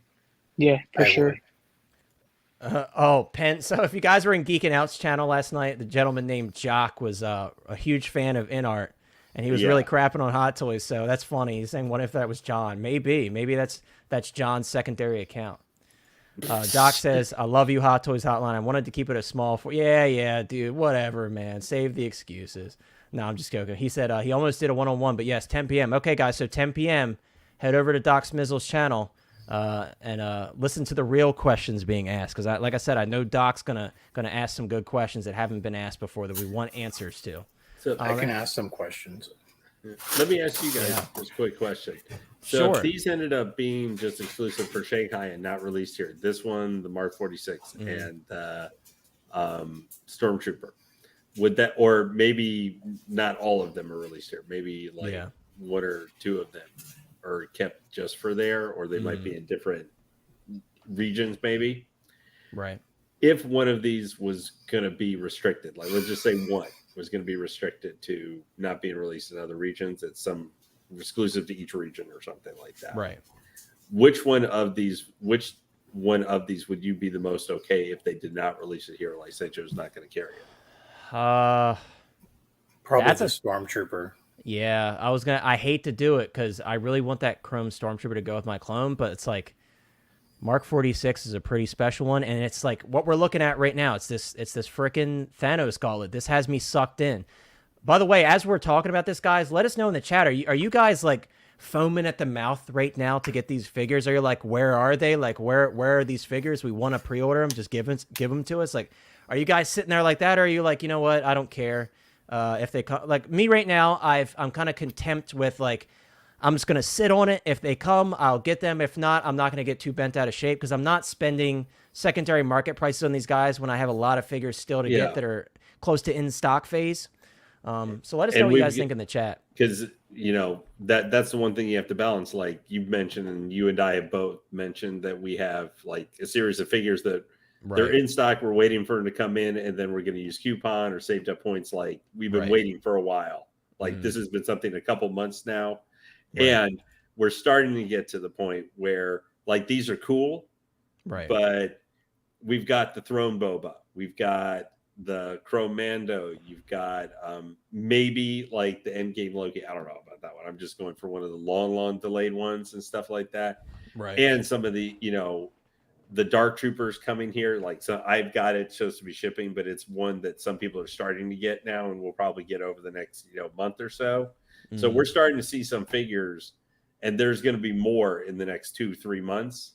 That, we're going to see probably a couple times. We could see 2 to 3 a week. Are these going to be a priority over some of those, or is this you're going to have to wait and kind of like in November? Okay, all these are the major releases. Seem like we've kind of hit the quiet time now. Any of the major ones I'm in, I have to now make my mind up on which ones I'm going to get. If these are really limited, or are you going to sacrifice something else? That's the thing. That's the big question. It's like, when are they going to hit us with them? Because you have to plan ahead. There's so much stuff coming out, like you said. And they may just go, hey, it could be just, I doubt it with Sideshow. These might take a little bit longer, maybe to early next year. I could even maybe see before they get released here, possibly. Like they made those batches for there, and they're going to make more and then release them like here or other places a little bit later. But you might have to make, if they say, here's a limited thing and they're going to be available in like a week, or something like that. I know for me, I think the only one I would get is probably the Captain America. Like for Iron Man, I know a lot of people that 46 is really cool, but it doesn't have a head sculpt, and I'm locked in for the Showcase Mark III 2.0. Like that's the Iron Man. That Mark III, and that one's $450. But it's so beautiful. It's so beautiful. Yeah, and don't forget too that you also consider with like if you're an Iron Man person or you're looking at something like that. We've got next year also on top of it's gonna be like $500 for that figure. Well, don't forget Mark I, that 2.0 of that, even though that's not coming till like April to June, I'm just saying that's another $455 figure of Iron Man. So you might have to consider how many Iron Mans are you getting? How many do you have already? Do you have to budget out like almost $1,000? Like if you're interested in those, that's going to be almost $1,000. So very true. Is the 86? Would you want to get that over one of those? Those are all things if you're collecting stuff you have to consider too. Even if it feels like it's a long way away, it'll come up and bite you, especially those $500 stuff. Let's see what some people in chat are saying regarding these figures. So Eric says he'd like to get the exclusives. I'm assuming you want to get all three of them. I'm in the same boat. If we are able to get them, which I think we will be able to, it's just a matter of when. I do want to get all three just because all three of them interest me. Again, do I need them? No, I have plenty of Iron Man and Captain America figures in my collection, but I would like them, and Stormtroopers as well, but I would like them, so we'll see. TK says, what if they make the Trooper an exclusive but not the other two? So my theory is, and we're going to very soon, we'll talk about what our thoughts are for the Toy Sapiens event. But I could see them releasing the figures separately. So I could see them doing the Chrome Stormtrooper for the Toy Sapiens event, and then the other two at a later date, maybe like D23 or something like that. Because they did release a Captain America, the first Endgame Captain America, prior to the actual release that we got officially. They did release the Endgame Captain America at D23. So I could see these maybe releasing at D23. It remains to be seen. Penn says she ashamedly would order the Chrome Stormy if I can get it at retail. No Marvel for me. Yeah, I know you're the big Marvel hater. We know, Penn. We know Penn. Well, it's a cool stormtrooper. I mean, the chrome thing. It would pair up well with the chrome stormtrooper and the black chrome death trooper if you're getting those. Yeah, so you sure. can actually have for sure a shelf like together of those guys. Yeah. Clone says Copper Stormtrooper was an Asia exclusive. There was also a limited PS4 promotional Shock Trooper that was Asia. Yeah, I saw one of those on sale for $280 on a Facebook, and I'm thinking Shock Troopers sold pretty cheap recently. Like I've seen them for like $250 recently. Like they're cool, but they're also based off the game too. So it depends if you like the game design. Yeah, I love that game. I have the Battlefront Snow Trooper 2-pack. And that's an incredible release, and that's a Battlefront release. So I think a lot of the Battlefront releases. You can send those to me when you really get tired of them. Dude, that's another one. You got to pry that off my cold, dead body. That's what you got to do to get those. I love, dude, the Snow Trooper guys. If you need to know, if you're thinking about birthday gifts for Hot Toys Hotline, anything Empire Strikes Back Snow Trooper, I love it. I'll absolutely love it. Andreas, sorry if I'm pronouncing your name wrong. He said, I don't need them. I have enough multiples of those characters, and the Stormtrooper seems like a cash grab. Yes, you could definitely say it's a cash grab. They're just reusing a mold and repainting it. Typically, when they do stuff like that, you can say that. I think that's fair to say. Cigar says, if they come, they come. If they don't, if he dies, he dies. If they don't, it's not a big deal. I can buy other figures. Very true. There's so many options right now, guys. So unless you're like super fond of these exclusives, don't stress about it because you got a lot of options, and there's going to be more and more coming here soon. I mean, just for caps right now, we've got. I mean, this one looks really cool, but you've still got maybe the most mega moment for cap with the Endgame cap is still in stock. Right. This guy made it print on pricing point too. Right. You know how competitive it is. Right. But you got this, and you also got the 2012. So I know it's the Endgame, 2012 Captain America, but you have that iconic suit from the first Avengers movie too. Yeah. It comes with the case with Loki. Dude, the 20. It's beautiful. And Chris has seen that one in person. He knows that's a beautiful figure. That figure is so nice, man. The 2012 cap. 2012 cap. Yeah, I have the 2012 cap. It's beautiful. Yeah, I have that one you could get, I think, for like $5 shipping or something. Dude, that's a sleeper right now because that figure is like nearly perfect. I know I like to say that there's not a perfect figure, but that's nearly perfect, dude. It's so nice, I love man. the colors on them too. Like I think it looks just like this one, but I hate to be the downer. I'm gonna go back to family anyway. I just want to say what's up to you guys. Thank you for popping in and enjoy the rest of your vacation, man. Yeah, no problem. Take care, guys. Take care, bro. Thanks for noticing us. You're welcome. Remember Mace Windu 2025 coming out. And I got to make good choices. Oh, that's true. That too. Have a good one. Take care, bro. See y'all. Miss you long time. Insane one. Oh, look at that. Advertisements for StreamYard. They're stalking me, man. Insane one says he must have the Chrome Stormtrooper. He saw Clone Collector's video on it. Dude, he got me too with those, man. I mean, I already had my pre-order in for the Chrome Clone Trooper. But man, like when he put up his stuff on that, his content on that, I was blown away, dude. Like that figure is incredible. I know it's very basic and it's a repaint, and a lot of people are hit or miss on it, but I love it. And the matte finish, I've said this quite a few times, the matte finish really helps. Guys, side note right now, we have 32 people watching. I just want to say thank you so much for being here. You guys are amazing. I'm just blown away by you guys. The support is incredible. So thank you so much. Once again, if you aren't subscribed, please consider doing so. And you'll be able to keep up to date on all of our content. I'm a content machine right now, guys. I got a lot of stuff planned. A lot of stuff that hopefully you guys will find interesting. I'm trying to stray away from the path a little bit with certain things, and I hope you guys enjoy that. So stay tuned. Stay tuned. So I think the other variant Stormtroopers have been exclusive, right? Yes, they have. If you're talking about the other Chrome Troopers, yes. You can find them occasionally though, and they're not always super expensive either. If you see one of the other colorations that you like and stuff, you can find them. Yeah, very true. Very true. He says, my theory is things are expensive. Yes, that is a pretty solid theory. I bet on that. I think that is a hypothesis. You can find empirical evidence to support. I think you could. Riley Reviews, what's up, bro? How you doing? How you doing, man? It is a nice cap, Lane. TX Boy, sorry I clicked off your comment, but TX Boy was commenting on the cloth undersuit. And it does look, it's going to be a bit limited because this is very similar to the Endgame Cap, the original Endgame Cap suit. It is a bit limited, but I don't think it's like completely unposable. I think it's perfectly fine, but it looks really good. The How proportions posable is are the great. 2012 suit? I wouldn't know because I'm too afraid to bend it. So I wouldn't know, but I feel like it's probably similar to this. It seems like a very similar, if not the exact same type of material, but I'm just too afraid to bend it. I don't want to mess up that beautiful suit. So I think I may have messed up actually my Spider-Man. yeah, I'm cautious with that. I'm a baby when it comes to posing stuff. If I'm doing it for a review, I'll do it for the review.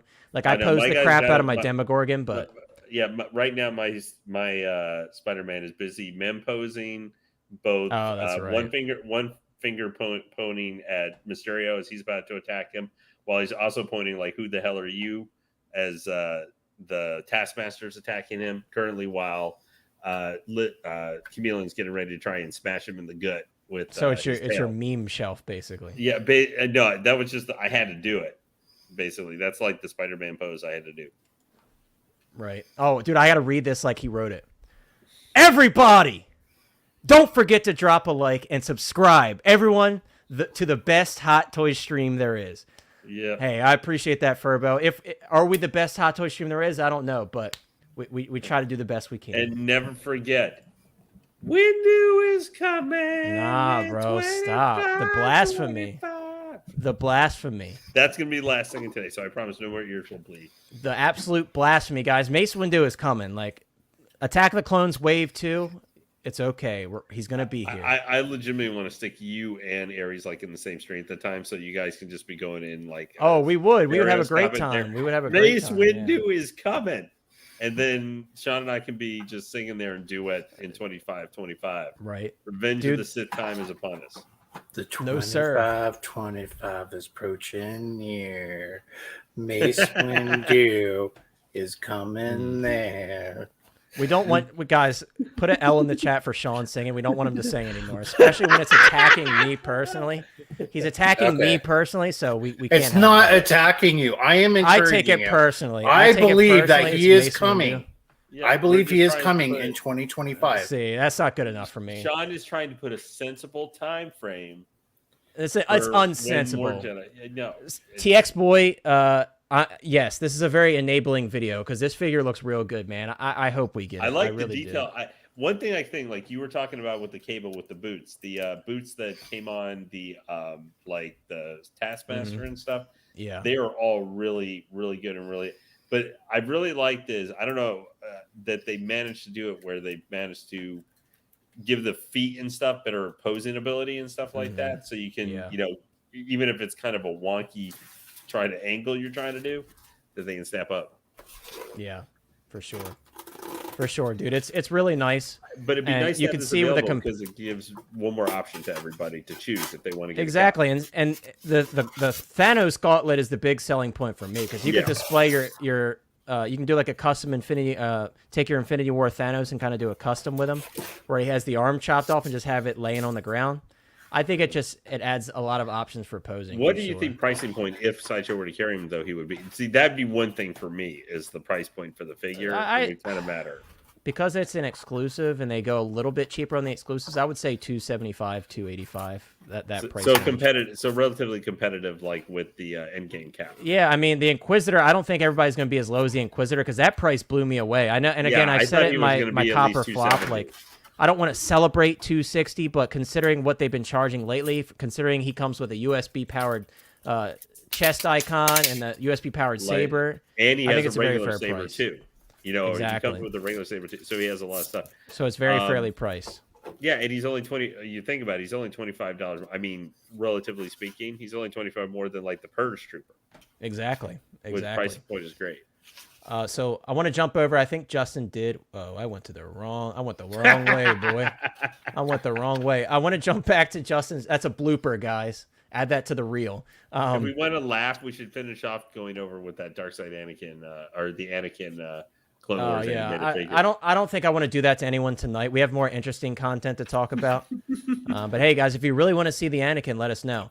However, Justin did also do a video of this Mark 46, so I wanted to briefly touch on this before we move on, because this is another one, guys, that's part of that exclusive run and we're all still waiting on it. Now, Mark 46 is one that I told myself if we did get a reissue or a 2.0 of it, I would be grabbing it because I didn't want to spend the crazy secondary market money. So I will be grabbing this one. I only want to look at it. I only want to look at this very briefly because we can sit here all day and watch videos. But guys in the chat, are you interested in picking up this Mark 46? And do you already have the current Mark 46? I know Sean has the original Mark 46, and I think Sean, you also said you'd be interested in grabbing the new one as well. Yeah, I do want the new one. I'm curious how many people are willing to double up on this one. It is a bit different for sure. I mean, so they've done the Mark 46 more than once. They've done the original for Civil War. They did the 10-year anniversary for the concept art. Then they also did and then they did the Power Pose version, and now this is the 4th version. I wouldn't be surprised if the next tease we see for a quarter scale will be the Mark 46. But I do want this. I want the Mark 6 for a 2.0 6 scale. I want the Mark 6 3.0 actually, right? That's a 3.0 because they had a plastic originally. He does raise a good point about did they have a plastic Mark 6? Yeah. What did you say, Lane? Sorry. I said because I just watched this all the way through earlier today. Makes a good point about the base is because of the diorama nature on it. Mm-hmm. Like it's really a tiny little bit of space to stick Iron Man on. Like it's like that with the Mark 43 base too. If you have that, and even if you don't have them on there, because there's the rocks and stuff, it's hard to get even footing, and there's only a very, very small amount of space. Is there the same thing like because it looks, the Mark 1 or not the Mark 1 War Machine, like the original, and stuff had that rock base and everything. Right. I'm wondering about that one. Looked a little bit more flat though and longer. Yeah. I do. That's like the one.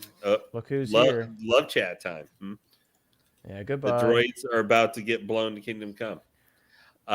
You've made it when you got the Tinder bot, man. You've made it.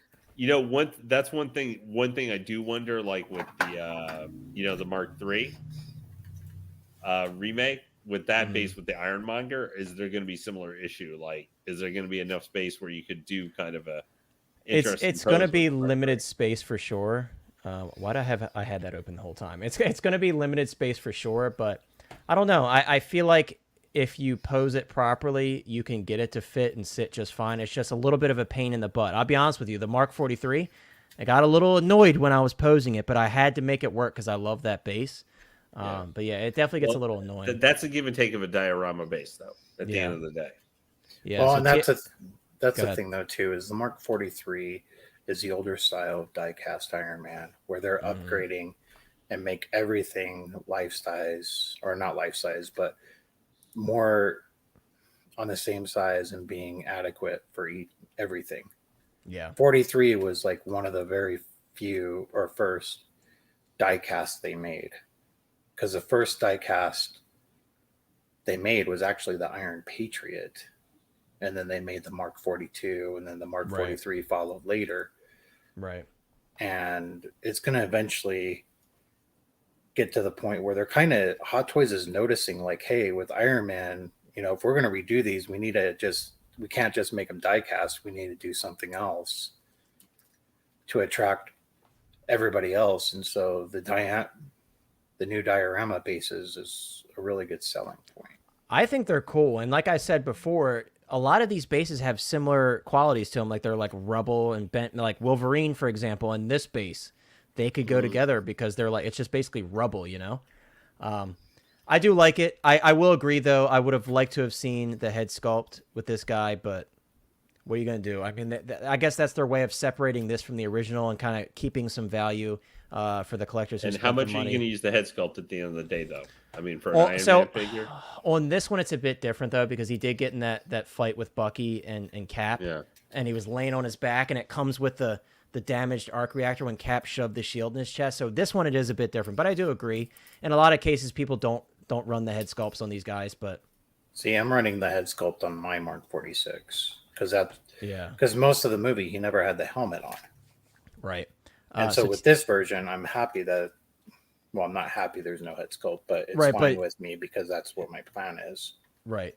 I see it. I see what you mean. TX Boy says he tries to collect one iteration of each character that he loves, but then he has 5 spotties with Toby on the way. So yeah, that rule went out the damn window, dude. It's hard, man. I mean, if you can at all see what some of the stuff I have behind me, I've got multiple iterations of many characters. I have every single Rey, every single Kylo, every single Vader, every single Boba Fett. So it's like that's out the window for me too. I love collecting different looks for characters, and like Arena Boba Fett, for example. Bless you, Lane. Arena Boba Fett, for example, is just another one to add to the collection. But I like having multiple iterations of these figures. Oilers says Hot Toys seems to be doing a big ask. Another term is a mean reversion, where they only overcharge a couple times and then split the difference between the old prices and the new to make the hike seem less dramatic. Dude, and I was kind of thinking of something similar the other day, so I'm glad that you brought that up. It's like, I feel like they threw like that Grand Inquisitor in there at that price to say like, hey, we're not that bad with prices. But then the very next release, we don't want this ad. Stop it. The very next release will be $285, $290 again. So yeah, it's very interesting how they do that, and it's not consistent whatsoever. So I think there's some definitely some truth to what you said. Obviously it's speculation, but I think there's some truth to what you said. Insane says Hot Toys Hotline has hit big time. Yeah, dude. Once the love bot comes in the chat, that's YouTube telling you that you've made it big, I guess. Yep. Yeah. Hey, there'll be plenty of more opportunities. I'm sure they're gonna come back eventually. Once they hit your algorithm on your chat, they just keep coming back. So we'll see them again. Don't worry. We give you a hug every day. Yeah, exactly. You're addicted to Iron Man figures now, dude. I'm almost at that point. Still on my list right now. Now I've got the Mark III on pre-order. I'm going to be grabbing the Mark I. I'm going to be grabbing this Mark 46, and I've already got the Mark 43, the Mark 85, the Battle Damage, the Mark 50. They're adding up, man. It's so hard. Are you going to possibly get the Mech Test Tony Stark or get the Armor Up Mark V? Not going to get the Armor Up. Oh, look at that bad boy. I'm not going to get the Armor Up, but I will get the. I will consider getting the Mech Test. I'm still on the fence about that one. What about the Silver Centurion? No Silver Centurion for me. I'm being more selective with Iron Man because I have so many. So I got to pass on ones like that. But that is a beautiful figure. That's like top tier in my opinion. Top tier Iron Man. OG said you must have all Boba Fetts. Yes, you must have all Boba Fetts. But they also cost about $250 to $290 normally. That is not true. $400. Why not use that opportunity that we were just given to segue into a bit of news. Yes, we're talking about the Arena Boba Fett again, but for good reason. Arena Boba Fett actually charged for me and many other collectors the other day. I believe it was on the 23rd or the 24th. He's still in preparing to ship status. However, he's not in the chat right now, but a gentleman off of Nate's stream, and he comes in here every once in a while. He said that apparently at the Toy Sapiens event on the 30th, I think, is when they're going to start distributing the Arena Boba Fett. So apparently he's right around the corner. So it would make sense that Sideshow is now charging for him. I know people get upset about them charging, but this time around they did send an email out. So if you did get charged for this, you already know about it because they did send an email like a few days in advance. So good on Sideshow for doing that because I know a lot of people had complaints about that. But yeah, he's about a week away at this point, guys, for shipping in the U.S. So I'm really excited. I did call and speak with Sideshow because I asked about the Chrome Trooper. Oh, okay. And they told me that it was shipping out that night. Right. And this was yesterday or 2 days ago. This was 2 days ago. Yep. And he's now shipping. Right. And they told me that the Arena Boba Fett is scheduled to be shipping Monday night. Monday night. Holy crap. So guys, so on the 30th. You already know. I'm gonna be doing a review on this guy. I'm on my review kick now. So keep a lookout on the channel because I will be reviewing this guy. I'm really excited. I'm excited to open it with you all. It's a really special figure for me. As you guys know, this is Jeremy Bullock. This is a canon Boba Fett from the comics. So this is a really exciting one. He looks amazing. There's a lot of hype behind this figure. I will say this, guys. If you missed out on the pre-order in this guy, please don't run over to eBay and spend $850 on this guy. Once this guy starts hitting collectors' hands in the U.S., he's going to drop considerably on eBay and on Facebook. So don't run out and pay crazy money for him right now. Give it a little bit of time. Once we start getting him in hands, the market will be more saturated, way more saturated than it was, and the prices will come down. So if you unfortunately missed it and you're not willing to wait to see if your wait list converts, that would be when I would strike. Right when they start hitting everybody's hands, that price is going to go, shoo, buy the dip. Like everybody says, buy the dip. That's what you got to do. Give it time. Yes, Monday. Praise the maker. Yes, dude, this figure's amazing. This is a really, really nice figure. I've watched some reviews on him because I just couldn't wait. I had to see some reviews on this guy, and he's really, really nice, man. I mean, yes, it is just a repaint of Boba Fett, but this is how you do a repaint. I think we can all on this panel agree. If you're going to do a repaint of a figure, this is how you do it, because this is way more special than just adding a chrome coating to a figure. Wouldn't you agree? It is, because it's a completely different clothing, and that has to be tailored and everything. Yeah. With mine, like I said, I'm going to stick to the idea of grabbing another holster. I know it's not canon and how he looks from the books, but I want a second holster so he can draw both of those blaster pistols from his second holster. That's what I'm counting on. So, Cigar. So Cigar says he's already dropping with the resellers to around 600. Yeah, so it's going to keep going down even further beyond that, which is good. If you missed out, maybe you'll end up spending like 450, 500, 550 in that range. Come time for shipping.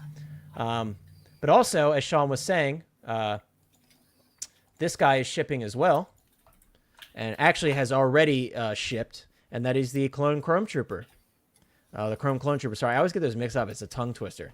The Chrome Clone Trooper. So this guy is shipping, so keep an eye out on your accounts. If you set them to charge, you probably have a shipping notification for them at this point, so check your accounts. And also check your accounts for Arena Boba Fett. At this point, mine says preparing to ship as everyone else's does, but hopefully come Monday, he ends up shipping out, because that would be really awesome. But guys, we're gonna jump in here, and we got to talk about these because there is some information about this group of figures recently. Apparently, the InArt Joker is going to be shipping as soon as 3 weeks for the first batch. So if you guys have bought into this figure, you could be getting it within 3 weeks. Now, when they say first batch, my thought is they're going to fulfill the Hong Kong, Asia-based orders first because it was region locked to those areas. Thankfully, places like Spec Fiction in the U.S. were able to get them, and that's where I purchased my set from. But who in the chat, I know, and the whole InArt topic is very controversial, but who in the chat is buying into this set or has bought into this set? Me personally, I went with this sculpted 2-pack that we're seeing here. Me personally, I'm not a big fan of rooted hair, guys. I know it looks really cool, but I'm just not a huge fan of the extra maintenance involved, and I really like the look of sculpted hair. So I can give you firsthand thing right now. Trying to mess around with rooted hair sucks. Yeah, it does. Yeah, I can say from firsthand experience, it sucks. And like I said yesterday on Nate's stream, with humidity and stuff, that actually does affect the rooted hair. It makes it a bit frizzy if your area is very humid. So there's a lot of things to consider. And some people ask me, what can you use on rooted hair? And the truth is, you can honestly use real hair products. As long as you're careful and you don't get anything on the sculpt and the paint and everything, obviously be very careful. But a lot of these figures use real either human hair or animal hair. So you can use hair products on it. You just have to be very careful, of course, and use it in small quantities. With everything, you test a little bit first and see how it does. So there's a bit of maintenance involved with the rooted hair. That's why I went with the sculpted one. And honestly, I really like the look of the sculpted hair. I think it looks really good. I will say, I think based on what we've seen so far, the sculpted hair on the Joker looks better than the sculpted hair on the Batman. It just, maybe it's because the hair is green. It just kind of makes it look better because the paint work isn't the best on the hair on the Batman, in my opinion. Oh, there he is. There you go. Here you go, OG. Crack away. The love bot is back. Crack away, dude. I won't take your moment from you. Go ahead. But since we're revisiting the Joker, Sean or Lane, feel free to chime in. What are your thoughts on this figure? And are you interested to see what comes from it when we see this guy landing in collectors' hands in 3 weeks? Yeah. Well, I mean, I have it on order and everything. The regular edition. Oh, that's right. You got the single, right? Yeah, I got the single root. Okay. Non-root hair because I was fine. I was not interested in spending $1,000 on this figure. I'm really, really interested to see how InArt's now. we're kind of caught in a double-edged sword a little bit, with trying to judge InArt. We want this is the first figure to kind of see, from the whole InArt versus Hot Toys thing. So we actually have some in hand, Right. Hey, here's a finished product and how it is. Right. But we're also caught in the first thing that, hey, this is the first figure they've ever done. So, from this guy to, a year and a half from now, where they put out 4 or 5 figures, that 5th figure may have had some adjustments done. So it doesn't the first, just like Hot Toys, when you see the old George Lucas versus stuff now, it's night and day. Now that's 20 years, but you know what I mean? I know what you mean. But this one I'm really excited to see because it's going to go with my DX19 and my Catwoman. Exactly. Round out my. That's the primary reason I got it, despite the price point, is that this one, if I can just get a Bane, that's the only other thing I really majorly need. But there are options for that. But this guy, we're not having from Hot Toys, at least anytime soon, a Ledger Joker. Unless they're working on it in response, who knows, man? But as of right now, there's no sign of Ledger Joker. But I'm excited to get this. I think it's good. I am interested to see how the sculpted rooted hair 2-pack, Cigars and Bacon, is getting and stuff. So I pulled up his comment. So Cigar's son got the sculpted single, and Cigars went with the rooted 2-pack. So it's going to be awesome for him because he's going to be able to compare the two. Mm-hmm. But I think the anticipation for this figure is very high. I mean, other than Ledger Joker, very high, very high. I mean, this is going to make or break the company for sure. Yeah, I think this was a brilliant, the perfect selection, just because there was also now. Could you say it feels like maybe we're in Ledger Joker overload since of all the statues and because there's just been so many different products of him. Not in the 6 scale world. No, but that's what I was about to say. But not 6 scale. It's not like we had Hot Toys had one out and maybe somebody had put out a 6 scale statue of him or something like that. Well, there was the one with his, I think, the police uniform version of him that's coming from Queen Studios. They're doing a 6 scale statue, but it's not like we had multiple figures or multiple statues at that scale size where we've got 4 or 5 different versions of him to already have to choose from. So it'll be interesting to see how he turns out. My thing is just really with the jointing and the clothes, the posability. That's what I'm mainly concerned about. And it doesn't. And I might keep them probably mostly in a museum pose. But since this is the first one I want to see, do I take it out of the box and do I have some form of QC issue? That's another big concern. We've talked about that. It's and the prototype, or the final product photos of the head sculpts and stuff that there were supposedly production head sculpts, they did look really good. My main concern, because it's a new company, how are they going to react when they have to pump out all these figures? Is it going to be consistent across the board? Because of course Hot Toys has had many years to work out the kinks. I'm very curious to see what happens with that, and they still do. So obviously it remains to be seen. I don't want to prejudge the company. But I will be cautious, and I would be lying if I was to say I wasn't skeptical, because I am skeptical regardless of whether I've pre-ordered some of their figures or not. I am skeptical. Insane One says he bought into the rooted hair deluxe 2-pack. It will be his one and only two Heath Ledger Jokers. Yeah, dude, it's going to be really nice again with the rooted hair. You just got to be careful and you got to maintain it because it's not going to stay in that shape forever. But nothing lasts forever. That's just the truth of the matter. So, do you think for this though, with this thing, go with OG's fans comment first? Yeah, OG says the rooted hair is when an action figure transforms into a doll to him. In some cases, yes. If rooted hair is done poorly, it does look like a baby doll. Let's be real. But I don't see InArt doing a poor job on the rooted hair because in the photos it looks good. But again, if you don't maintain it, it could look pretty crappy over time. I mean, that's the same with Hot Toys stuff that has rooted hair, like the Chewbacca and stuff. If you don't comb his hair every once in a while, he looks a little wonky. So. Yeah, but let me, Sean, to you too, and chat. So for InArt, do you think really before we can start judging the company itself, with some of their figures and stuff? Hey, Wolf Moon. Wolf Moon, what's up, dude? Another guy from the Discord. Yes, sir. before we can really start to judge in our figure companies, do you think, I'm thinking we need to, we can really examine where we've had a body of work is going to be like, maybe like after the Pennywise comes out. So when we've had 3 different figures that have very different, like they have different things you have to worry about. Like Gandalf's got that, maybe the facial, the head hair will be fine for the Joker, but they're doing rooted hair for that huge beard. So is there going to be huge issues with that? And then with Pennywise, just kind of, because he's kind of a monster, kind of thing. Like that big teeth version of him. Is there going to be problems with the mouth and other stuff? Sorry, go ahead. No, I was just gonna say, like, that's definitely there's room for error there for sure. With a lot of delicate pieces that these companies put out, there's certainly room for error. There could be shipping errors, there could be QC errors. So again, it's like there's just a lot of questions up in the air. And I think OG makes a great comment here. He said, "Will the community be as critical, more or less, than they are with Hot Toys?" I wonder. Yeah, it's hard to say right now because InArt is kind of like the vigilante in the market right now. Everybody's rooting for the vigilante. They want to see them dethrone the king, and I understand it. And I will say, the whole InArt situation, it is good for the community as a whole because it gives us options and it creates competition between the companies.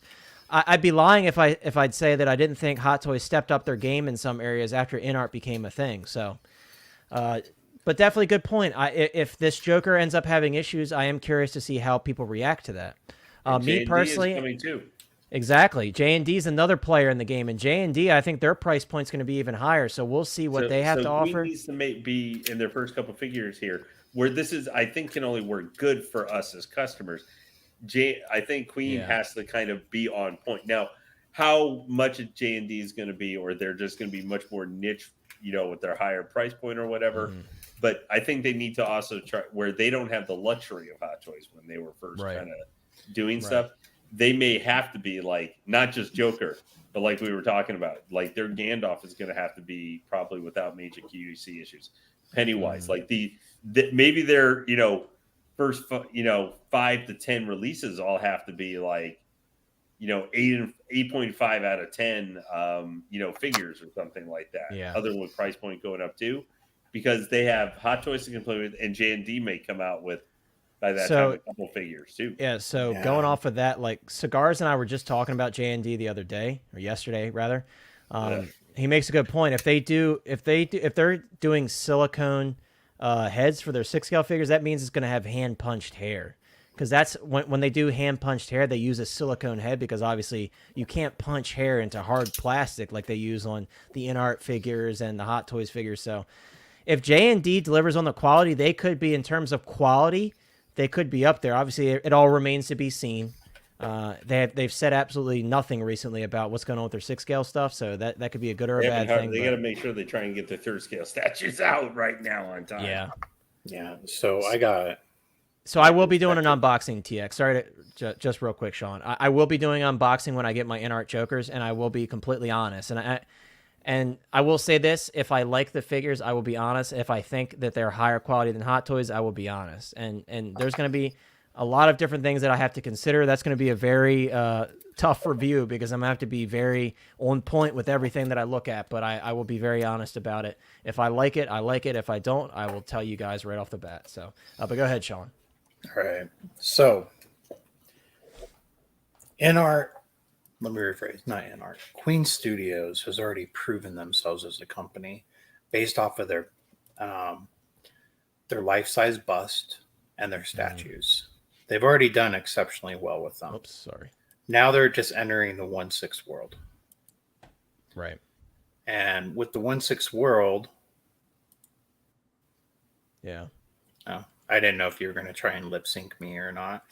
No, I was doing that thing where when you read something and you accidentally start mouthing. I'm like an 80-year-old man. I was just reading one of the comments. But go ahead. And so the 1/6 world is completely different than a bust or a statue. The individual they chose as their spokesperson is not getting answers to questions. He's really not, because we've never once has he ever responded or provided the answer to points of articulation. Yeah. You know, we've seen stuff with Batman where, okay, there's points of articulation, but you haven't done that with anyone else. You know, the Joker that's sitting down for the prison cell, can he even stand up? Is he fixed in that position?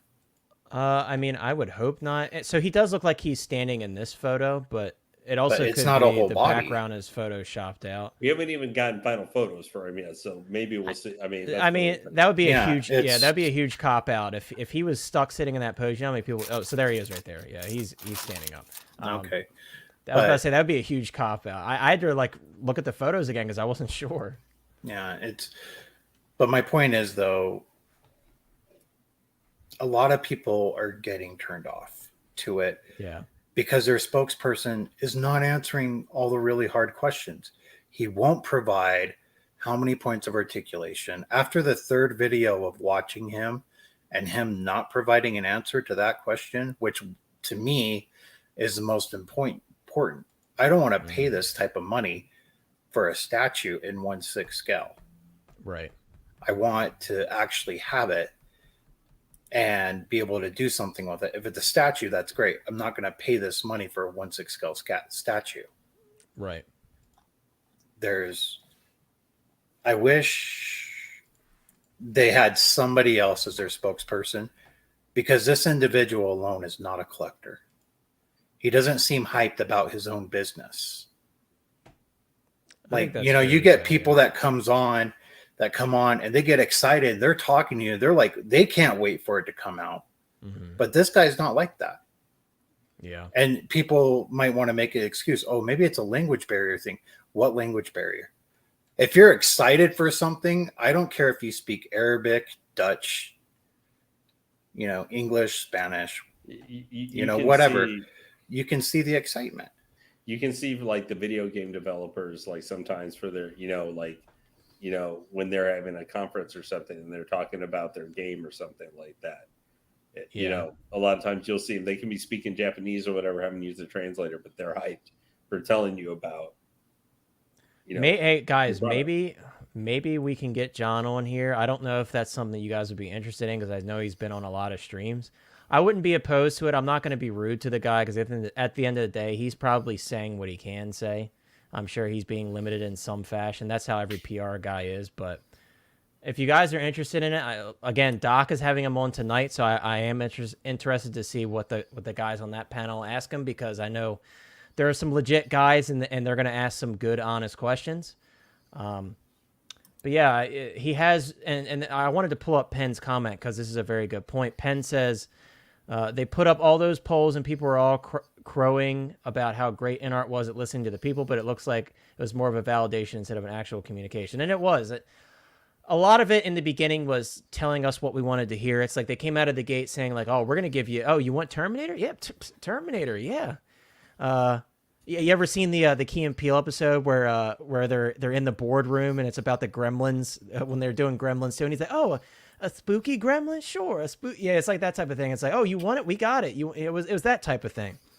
And of course, initially, like it did get us a lot of us excited because it does seem like they're willing to do stuff that we haven't had yet in terms of 6-scale releases.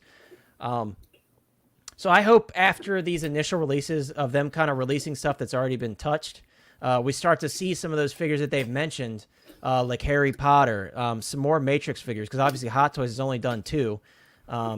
We don't have a Matrix Reloaded figure. Like, there's a lot of opportunities for InArt. They do have a lot of good licenses on their list. So I do hope that they deliver on these figures because again, it is a good opportunity for us collectors to have more options. Me personally, the way I stand with it is my money will go with whatever company does stuff that I like and they do a good job at it. So I will always love Hot Toys. They do great work. I love a lot of the stuff they put out and always have. And if InArt does good work and they continue with the communication but just improve in some areas, I'll be happy. But the Joker is really gonna determine my future with my InArt purchases, because I wanna be wowed. You know, they came out of the gate with a high price point compared to Hot Toys and other companies, so they need to wow me. And again, I'll be doing a review, and I'll be honest with you guys if I think it's worth the money or not. Excuse me, my nose is itching. I don't know why, but I'll be honest with you. If it's not good, I'll let you guys know it. But if it's good, I'll give them all the praise they deserve, because if they come out of the gate with a solid release, that's saying something for the company. That means they've been doing their research. People have said that they've been doing R&D for a couple years now. And someone mentioned in the chat, I think it was TK, that they've probably been handling other 6-scale figures, and they absolutely have. I mean, obviously, especially Hot Toys, that being one of their biggest competitors, being everybody's biggest competitor, really. They definitely, I'm sure, have done their homework. So I am excited to see what happens with this Joker 2-pack. So one thing real quick on them that I've kind of noticed, Yes, and a lot of people have bashed them for doing the Pennywise right away. All right. And Pennywise is still available. Yeah. But this is my business concept, which I think is actually a good idea for them. They look at, okay, we're doing an old one. Take care, my friend. Have a good one. I appreciate the subscription. Sorry to cut you off, Sean. Have a good one, some guy. Thank you so much for hanging out with us, man. Have a great night. Okay, we're doing an old one, the Joker. Okay, let's do something recent now. Let's compare our Pennywise to Hot Toys Pennywise. Yeah. And that's actually a good, business aspect. This just came out. It's not about swaying people to not finish their order of the Hot Toys version Pennywise. It was to show, like, look, we can tackle that. We're going to try and tackle this. We hope you understand that we can if we really want to. And now here's Pennywise. Okay, just with paper. But that's their biggest thing is the accessories, man. They got to do better with the accessories. But they're learning for the one. They are. I mean, look at the Batman. The Batman definitely has more. A lot of paper, but I will say I can forgive them with the Batman because that is relevant to the movie. With Pennywise, like giving us those like posters and stuff, I could care less about those. But the Batman, I'll give them the pass because the Joker cards are cool. But maybe you can comment on this, Sean, because this is kind of in relation to what you were saying. Euler says, in defense of John, he did say, I am the guy that negotiates the licenses. Last stream with 6-Scale Mafia, I'm assuming that's what that is. He also said he is the only guy fluent in English that works there, so became the de facto American communicator. I could see that for sure. I could see that. So, I mean, okay. So, I understand that concept too. But at the same time, why doesn't he bring on somebody else? Yeah. I mean, he can translate for that individual. He can translate what the question is and then let him answer, and then John can reply. Yeah. I mean, my PhD is in international relations, so it's, having to do that's pretty, I think as a business whole, they would want something like that to happen. Yeah. I mean, I'm just looking at it here and looking at a business aspect. There's so many different routes that could be going on. And because for a fact when they pitched their stuff to Marvel, there was a translator in there going over the engineering process for a 1-to-1 bust and an engineering process for those statues with John sitting at the table with Marvel explaining how they're going to do it. Because Marvel's detailed in, okay, before we can approve this item, because Marvel goes through and they have to approve everything, you will, explain how this was done. Can this hurt anyone? Has this been tested? Is this childproof? Blah, blah, blah. Yeah. They go through and do all that. And John's not going to know that info because he's not an engineer that's working on this stuff. So they have translators for that. If they really want to get in touch with the community, John needs to straight out say, please let me have so-and-so from engineering, and let's have him answer the questions, and I'll translate what the question is, and then I'll translate what the answer is. I mean, it might take the streams longer, but people just need to be patient and try and get their answer done. And we would find out so much more than that. And we could see him get excited. That's what I really want to see, is someone from them get excited. Because you watch their videos when they're out there and they're showing this stuff from, I think it was WizardCon or something like that last year, where they're showing off all their bust and everything for the Thanos the Mark 50, the Mark 85, and what was it? The Rescue. They showed all that stuff, and they were speaking in Mandarin, but they were all like over the top excited about the product. That's what I want a salesman to be. Yeah, I could see both sides of it for sure. And it's like, let me touch on a couple of comments because they're kind of going along with what you said. So TX Boy, I think, says it well. He says it's hard to trust businessmen when they don't like what you do. And I do understand that to some regard. Also, I want to comment. So Euler says he thinks this speaks more to the fact that the artists and owners don't know how to communicate to the 1/6 community because John said multiple times they all tell. And that's true. I mean, I think this is a new endeavor for them, and they need to square a couple things away for sure. I think to sum it up, because I kind of want to move on from the InArt topic, but to sum it up, yes, they need to square some things away. And again, I am interested to see how the stream goes tonight on Doc's stream, because maybe things have changed a little bit. Maybe he's gone back to the drawing board and decided to answer differently. Who knows? But it definitely is easier to understand where people are coming from when they are of the same mindset as you. So I also understand what Sean and other people are saying. Like, you trust another collector that they're going to do right by you, because another collector is going to be like, okay, well, guys, I'm just saying we can't put out this figure without that second staff for Gandalf because they're going to want it. You know what I mean? So it's like there is a point to be made there. Like a collector will fight for a collector, you know? So I could definitely see both sides for sure. But Lane, you're awesome. I'll miss you. Yeah, so guys, Lane is on his way out, but thank you so much for being here, Lane, and hanging in for so long. Once again, guys, I just want to say thank you to Lane, as always, for being here. And again, thank you to Lane for providing graciously a hot toy to give away on the channel at 250 subscribers, because not many people are willing to do that. So Lane is definitely a gem among all of us collectors, so we appreciate you, man, for sure. And, well, I just did my latest hot toy pre-order. Just finished that right now. Oh, yeah? What'd you get? I just pre-ordered Axe Wolves. Oh, very nice. Maybe they'll surprise us with a sculpt. Who knows? I have no faith for in it. For 235, I wouldn't hold my breath. Hey, it'll be a little special surprise, but you know what? We really do need that actor's schnoz in 1/6 scale since it was pretty big. You know what reminds me when I hear 235? What's that? First Trooper? 2025. Oh, yeah. Why? That's right. Mace Windu. Yeah, Lane does hate Mace, and Sean hates Mace too. They're haters. They're just haters. I do not hate Mace Windu. He hates Mace Windu. I am practical. I love Mace Windu, but I don't hate Mace Windu. How he treated my boy Anakin. They hated him. You know, how did you treat your boy Anakin? You sold him off. You sold him off like he was nothing. He was helping to fund a larger, expensive item.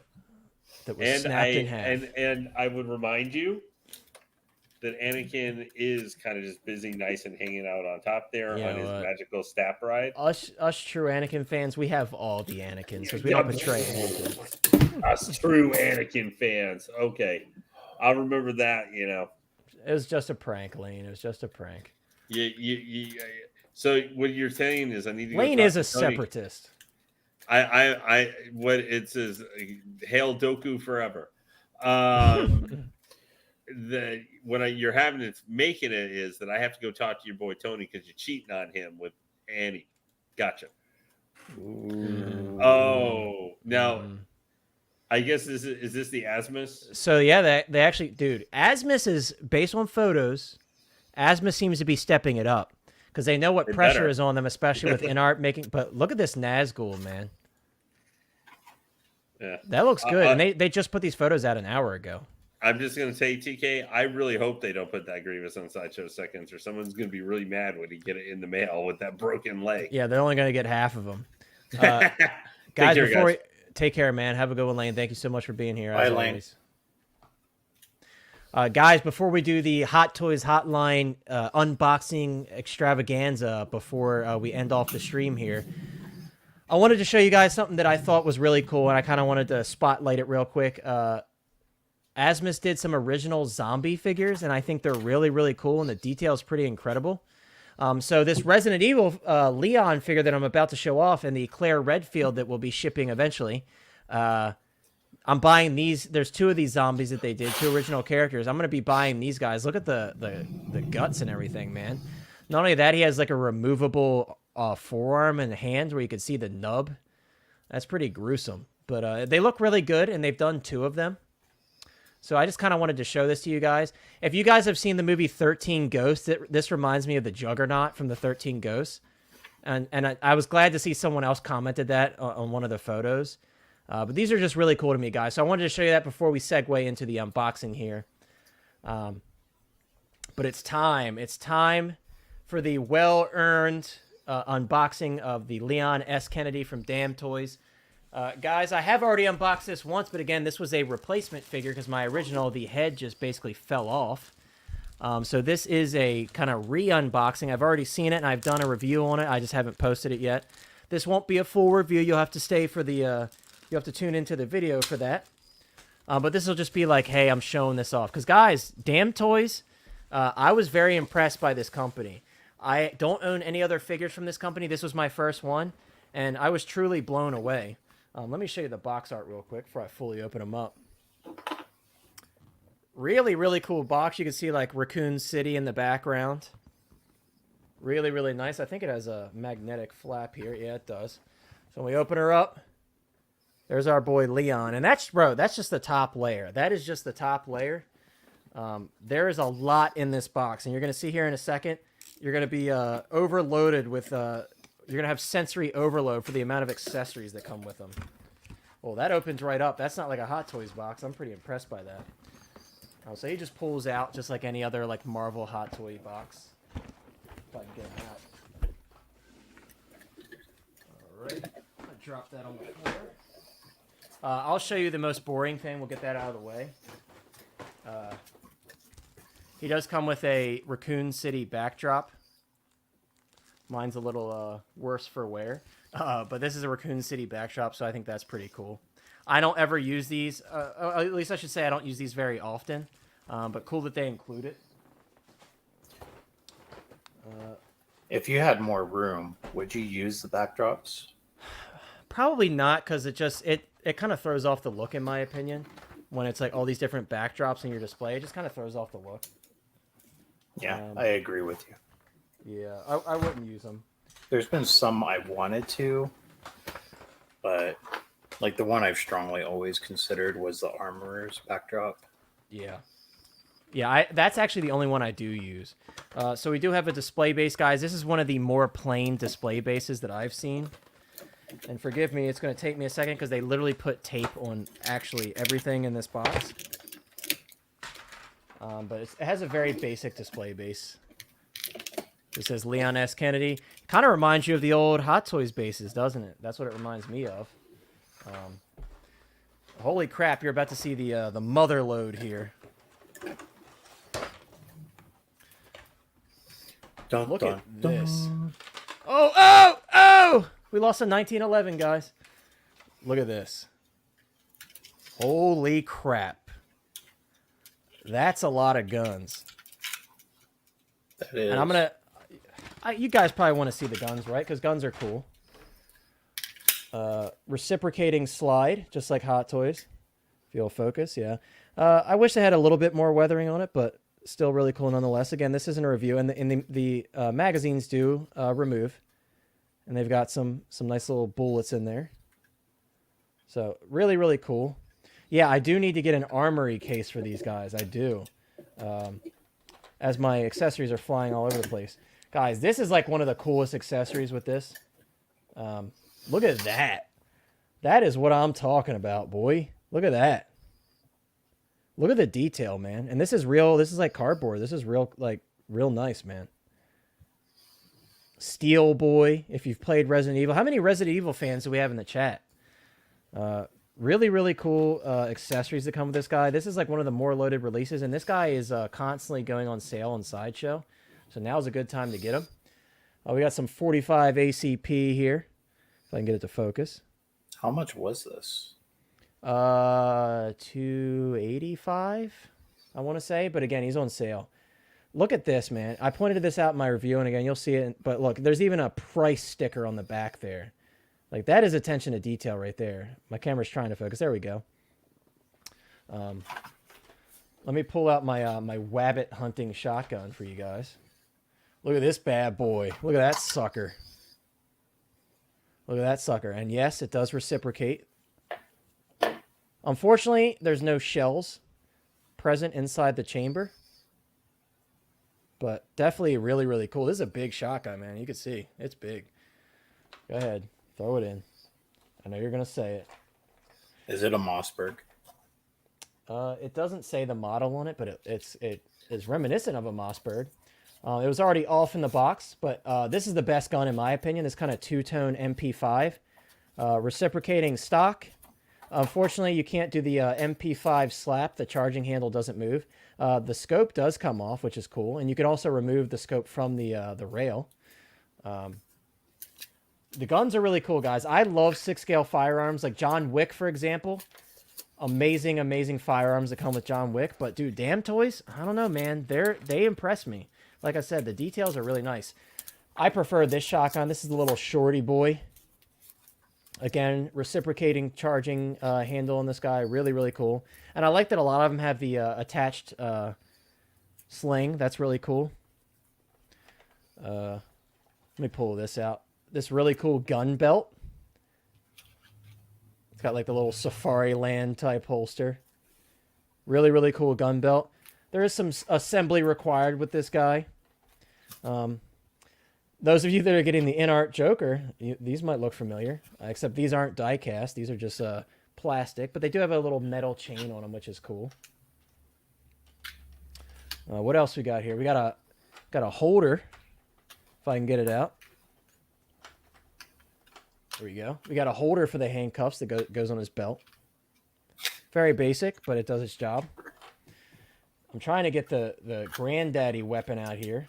I'll save that one for last, actually. If you play Resident Evil, you know the Matilda pistol very well. This is like his signature pistol. It does have the extended stock for it. It's such a pain to get out of the box. I'm trying. Okay, let me use the gun to get it out. Oh, there we go. So it does have the stock for it as well. So you do get both, and the compensator actually removes from the pistol. Again, like really, really good attention to detail. I'm not even going to try to put that back on camera. And again, this is a company that I have never purchased from before, and I kind of opened it and was like in awe because it's not what I expected at all. I was expecting like decent quality, but I wasn't expecting to be blown away. That's not going to go back on camera. We'll do that another time. There is an extra magazine as well, like an extended magazine. TX Boy, if you're a sucker for accessories, you're going to be a sucker for this guy. Look at this big boy. Look at that. Hold up. Could you see me? Is this me? Is this me, guys? Am I the rocket launcher guy? This reciprocates as well. And it feels really good. It feels like the tolerances are really good. There's no wobble or anything. Like, this is awesome. If they give us a Nemesis, he's getting this for sure. If he does, I mean, he'll probably already come with it, but maybe I'll make him dual wield the rocket launchers. There's also a sling that comes with it for the rocket launcher. I'm sure you don't care about that. And then the top tray is where the real goodies are. Oh, here's Monica calling us sus again. Monica, just let me be me. Let me be me and unbox my Leon figure. You know what, Monica? You keep playing with me, I'm gonna stick you, boy. I'm gonna stick you. So here's the bayonet that Leon has in the video games, and he also has. Again, you would only know this if you've played Resident Evil before. But if you get into a pickle, you get your little dagger. And I will say, I know you guys know with Sideshow, often their metal paint jobs don't always look like metal. I am very pleased to say that these actually do look like metal in person. You can see it's quite shiny. Damn Toys is a company you want to pay attention to for sure. There's also some other small things. These keys, man, they're so awesome. I'll take one out, but they're such a pain to get out of the box because they're so tiny. Yep, there's the keys. Oh, TX says he just bought the keys. Yeah, the keys are really cool, dude. This is Resident Evil right here. This is a huge part of Resident Evil. So I don't blame you for grabbing them. They are very small, so you got to be careful, but they're really well detailed. I'm not going to pull them all out because, again, got to save some stuff for the review, and it's just too many small pieces. But what we are going to do is we're going to pull out Leon. And hopefully the head just doesn't fall off the body like my first one did. That would suck. I will say this about Damn Toys. The plastic is much easier to take off. On the hands, you just have to pull the pegs off. Weird pegs, huh? Kind of reminds me of Sideshow's pegs. Let's see if I have to struggle here to get them out. Hey, with the pistol, can you see around in the magazine? Yes, you can. Yeah, okay. I'll pull one of them back out once I show the figure. But yeah, I did briefly show that. Okay, guys, we're gonna leave the plastic on the wrist because I'm not gonna embarrass myself. Damn Toys is gonna make me embarrass myself. But all right, well, I'm guessing that this is just how the figure is designed because the head sculpt just came right off. Like, watch this, guys. Watch. This is... Hey, I can't make this up. I just replaced my figure, and I told Sideshow that this fell off, and they acted as if that was not normal. But I can't make this up. Not making anything up here. It just comes right off of the head peg. Typically, with a lot of figures, this head peg is glued in. On my other one, it almost looked like it was like broken off on the inside. This one doesn't look like that, but not a fan of that because it's very loose. Not as bad as my other one on this one, but why is that like, you know what I mean? Why is it like the lid? If you've ever seen SpongeBob, the lid, like that's what it reminds me of. But yeah, you guys saw it. I'm not making this up. That head just popped right off, but I guess that's normal. I have to watch some other reviews on it after mine. He said I'm making it up for sure. Yeah, it's smoke and mirrors, guys. But let's worry about that later. Let's take a look at the head sculpt. If I can get it to focus. Come on, baby. I gotta get my face out of it. There we go. So I will say this. It is accurate to the video game. When you look at the paint apps, are they as deep and as rich with detail as Hot Toys? No. But they're still very good. I was worried that it would be a bit soft, but after getting him in person, I'm pleased to say it's not really that soft. Great detail in the eyes, and I like the kind of like that undershadowing under his eyes. The articulation is also very good. I can fold him into a pretzel if I want to. Very good articulation on this guy. Yeah. He almost looks like he's praying, but yeah, OG fan. When Star Wars was just Star Wars, the Sideshow Mythos Boba has the head peg. I see a potential swap. Yeah. Yep. Kumar, yeah, I'm probably gonna do something like that, like a non-permanent fix, because in case I ever decide to sell them, I don't want to glue this on and like take the figure out of factory spec, if you will. With that being said, guys, I love this figure. This is really cool. That's a detractor for me. I honestly thought it was broken from the factory. And again, when I reached out to Sideshow, they were like, yeah, we'll send you another one. No problem. But this is a little weird. I don't like that. But with that being said, this is still very impressive. You can see the tailoring. Excuse me. The tailoring is very nice. Oh, let's get a little boot shot because the boots are very impressive. Hold on. There we go. Look at those boots, guys. Look at that detail. Come on now. I mean, we're talking about tread. You want to talk about tread? Let's talk about tread. Look at that.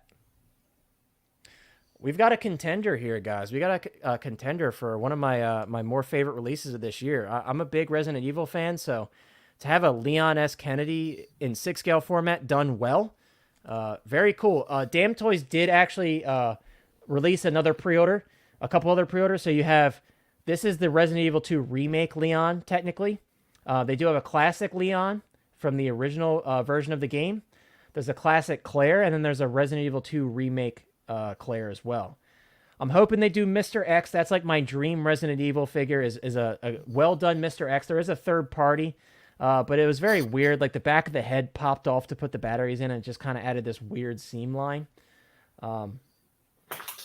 Yes, I am grabbing the Claire as well. So, like I said, those zombies I showed earlier from Asmus, they're going with this guy, and then Claire. So I'm going to have Claire and Leon popping off on some really cool zombies. That just couldn't have been better timing. When Asmus announced those, I was like, yes, that's what I need. Yeah, all of the classic figures are really cool. I just need one of each because I have limited space in my non-Star Wars display. But this guy is gonna make a really good home in there. Again, my full review. Don't think this is it because there's a lot to go over. I showed all of the accessories in detail and really good lighting. So when my full review comes out, you'll be able to see everything much better than you can on a 720p limited resolution. I film my videos in 8K, so the detail will be much better in those videos, and you'll be able to see a lot more. Yeah, dude, we do need a Wesker for sure. I know Hot Toys did Wesker, and that figure kind of held up. But Damn Toys, dude, they're incredible, man. Guys, I can't. You already know what I'm going to say in my review, but I can't recommend their stuff enough. Again, this is annoying, this little head peg issue, but apart from that, these figures, at least this figure, I can't speak for their other stuff, but I've heard good reviews. This figure is awesome, and I can't wait to show them off in my review coming out very soon. Probably at the end of this week.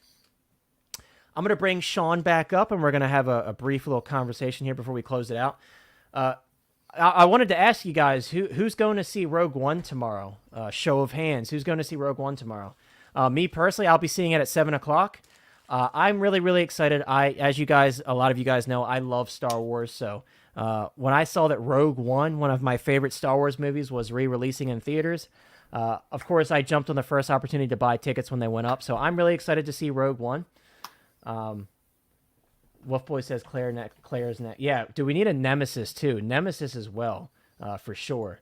Yeah, so Claire, I'm not sure on the release date. I think she's 2023 because she did just drop for pre-order about a month and a half ago. So I'm really, really excited to see that Claire in person. I'm definitely, after this one, I'm sold. I'm sold on Damn Toys, guys. I got to be honest with you.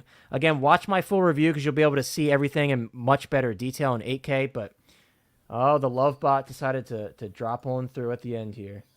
Leave us alone. Leave us alone, man. Zach, what's up, dude? I appreciate it, man. But yeah, guys, I'm excited to see Rogue One. Sean, are you going to see Rogue One in theaters again, or are you good with seeing it on Disney Plus? I want to go see it. I did take my daughters to go see it when it came out in theaters, and I want to see it in theaters again. Yeah. But I'm getting a new job on Monday, so tomorrow is for me closing out. Yeah. With my current job, so I have no idea. Yeah. If I'm even going to have time or how that night's going to work. I feel. Yeah, congrats, everybody. Congrats to Sean in the chat for his new job. He got a really great promotion. He bought himself a Mark V hot toy to celebrate. Love to see the boys doing well. But yeah, you got to go see it, dude. It's a good opportunity. I don't think it's strictly limited to Friday. Originally, they made it seem like it was, but I've seen some showings, at least in my area, on other days. Also, guys, not only Jaws, but E.T., because it's the 40th anniversary, is also re-showing at AMC. So check your AMC in your area because I'm going to be rewatching those for sure. That's a big opportunity. I missed out on Empire Strikes Back when it was showing here in theaters near me because I was on vacation. But this time, you're not going to get me. I'm gonna see them all. I got to see all the Grail movies. Hey, thank you, everyone, for the comments on the new job. Yeah, dude, we're happy for you. Penn says she was on a Disney Star Wars mini boycott, so she missed Rogue One in theaters, but so she's glad to see it on the big screen. Yeah, that's a special one.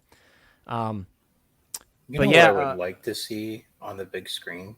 The original Star Wars. Yeah, not anything updated, nothing at all. Maybe for a New Hope the New Hope anniversary, the next one. Maybe we'll see that. I would like to see that as well, like the despecialized version, as they call it now. But yeah, so guys, once again, this was an amazing stream. I'm proud to say I think this is the highest amount of viewers we've ever had without any help because our stream got rated one time.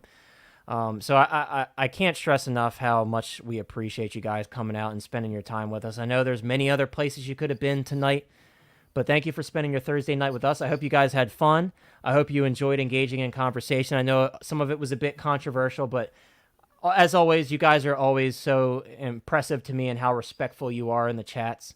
We got some new moderators in the chat tonight. We got our boy OG. We got Insane One. We got Clone Collector. So thank you guys for being willing. I know OG. I just kind of snuck that on you, but I've been wanting to do it for weeks. So I just said he won't care if I make him a moderator. So Thank you guys for moderating the chats. It really helps us out and keeping everyone engaged. And everybody in the chat, thank you for participating. It's been a lot of fun. I love doing this. That's why we do it, guys. We love doing it. It's a lot of fun. I love talking collecting with you. You guys are just an extension of my collecting friends. You're my friends hanging out with us on a Thursday night. So we really do appreciate you. Does anybody have any closing questions in the chat for me or Sean? Sean, do you have any closing thoughts or anything you want to say? I have this closing statement. All of you out there, you're the number one viewers. We love you long time. Please come back. Oh, there you go. Appreciate that, TX boy. Cigars, I want to get you on one time, man. Guys, Cigars, he's always on Geeking Out. Cigars is the man, and you were helping me out a lot, especially with the InArt talks. We got to have you on eventually. Sean is a beast. That's why we have him on. Why would you say that? Not a literal beast, like a cool beast. Like, you're a cool beast. Like, damn, that guy's a beast, man. Like, I'm not calling you a beast. Is it because I'm hairy, like Animal? Oh, God. See, OG, you had to get him started towards the end. We were going out on such a happy note, and now you got Sean being weird again, man. But anyways, there it is. Guys, have a great weekend. Keep an eye out again on the channel. Once again, if you're not subscribed and you're still here, which I'm sure all of you are, but if you aren't, subscribe to the channel, drop a like on this video, and keep an eye out on the channel for my full review on the Leon S. Kennedy by Damn Toys. And also, check out our boy Collecting Madness. His channel's been popping off out of nowhere. He hit the algorithm, and he's doing great. So definitely check out his channel. And also check out Sean, a.k.a. Hot Toys Nightmare. Links are in the description. And also, guys, if you're not in the Facebook group, 10 more members, and we will be giving away a $25 gift card to a comic shop of your choice. So just saying, if you have a Facebook, or if you don't, just make one so you can get in there, because I'm going to be doing them every 100 subscribers and Facebook members. I'm going to be doing them. So if you think of it this way, 110 more Facebook members, and we're going to do, basically, there's going to be two $25 giveaways. So that's all I got for you guys. Have a good night. Enjoy the rest of your weekend. And if you're seeing Rogue One, enjoy. We'll be talking about it next week on stream. Next Thursday, most likely at like 7:30ish. I do like the 7 o'clock, though, so who knows? We might start going on a bit earlier and let the other panel members come in a little bit later. But have a good one, guys. Thank you so much for being here.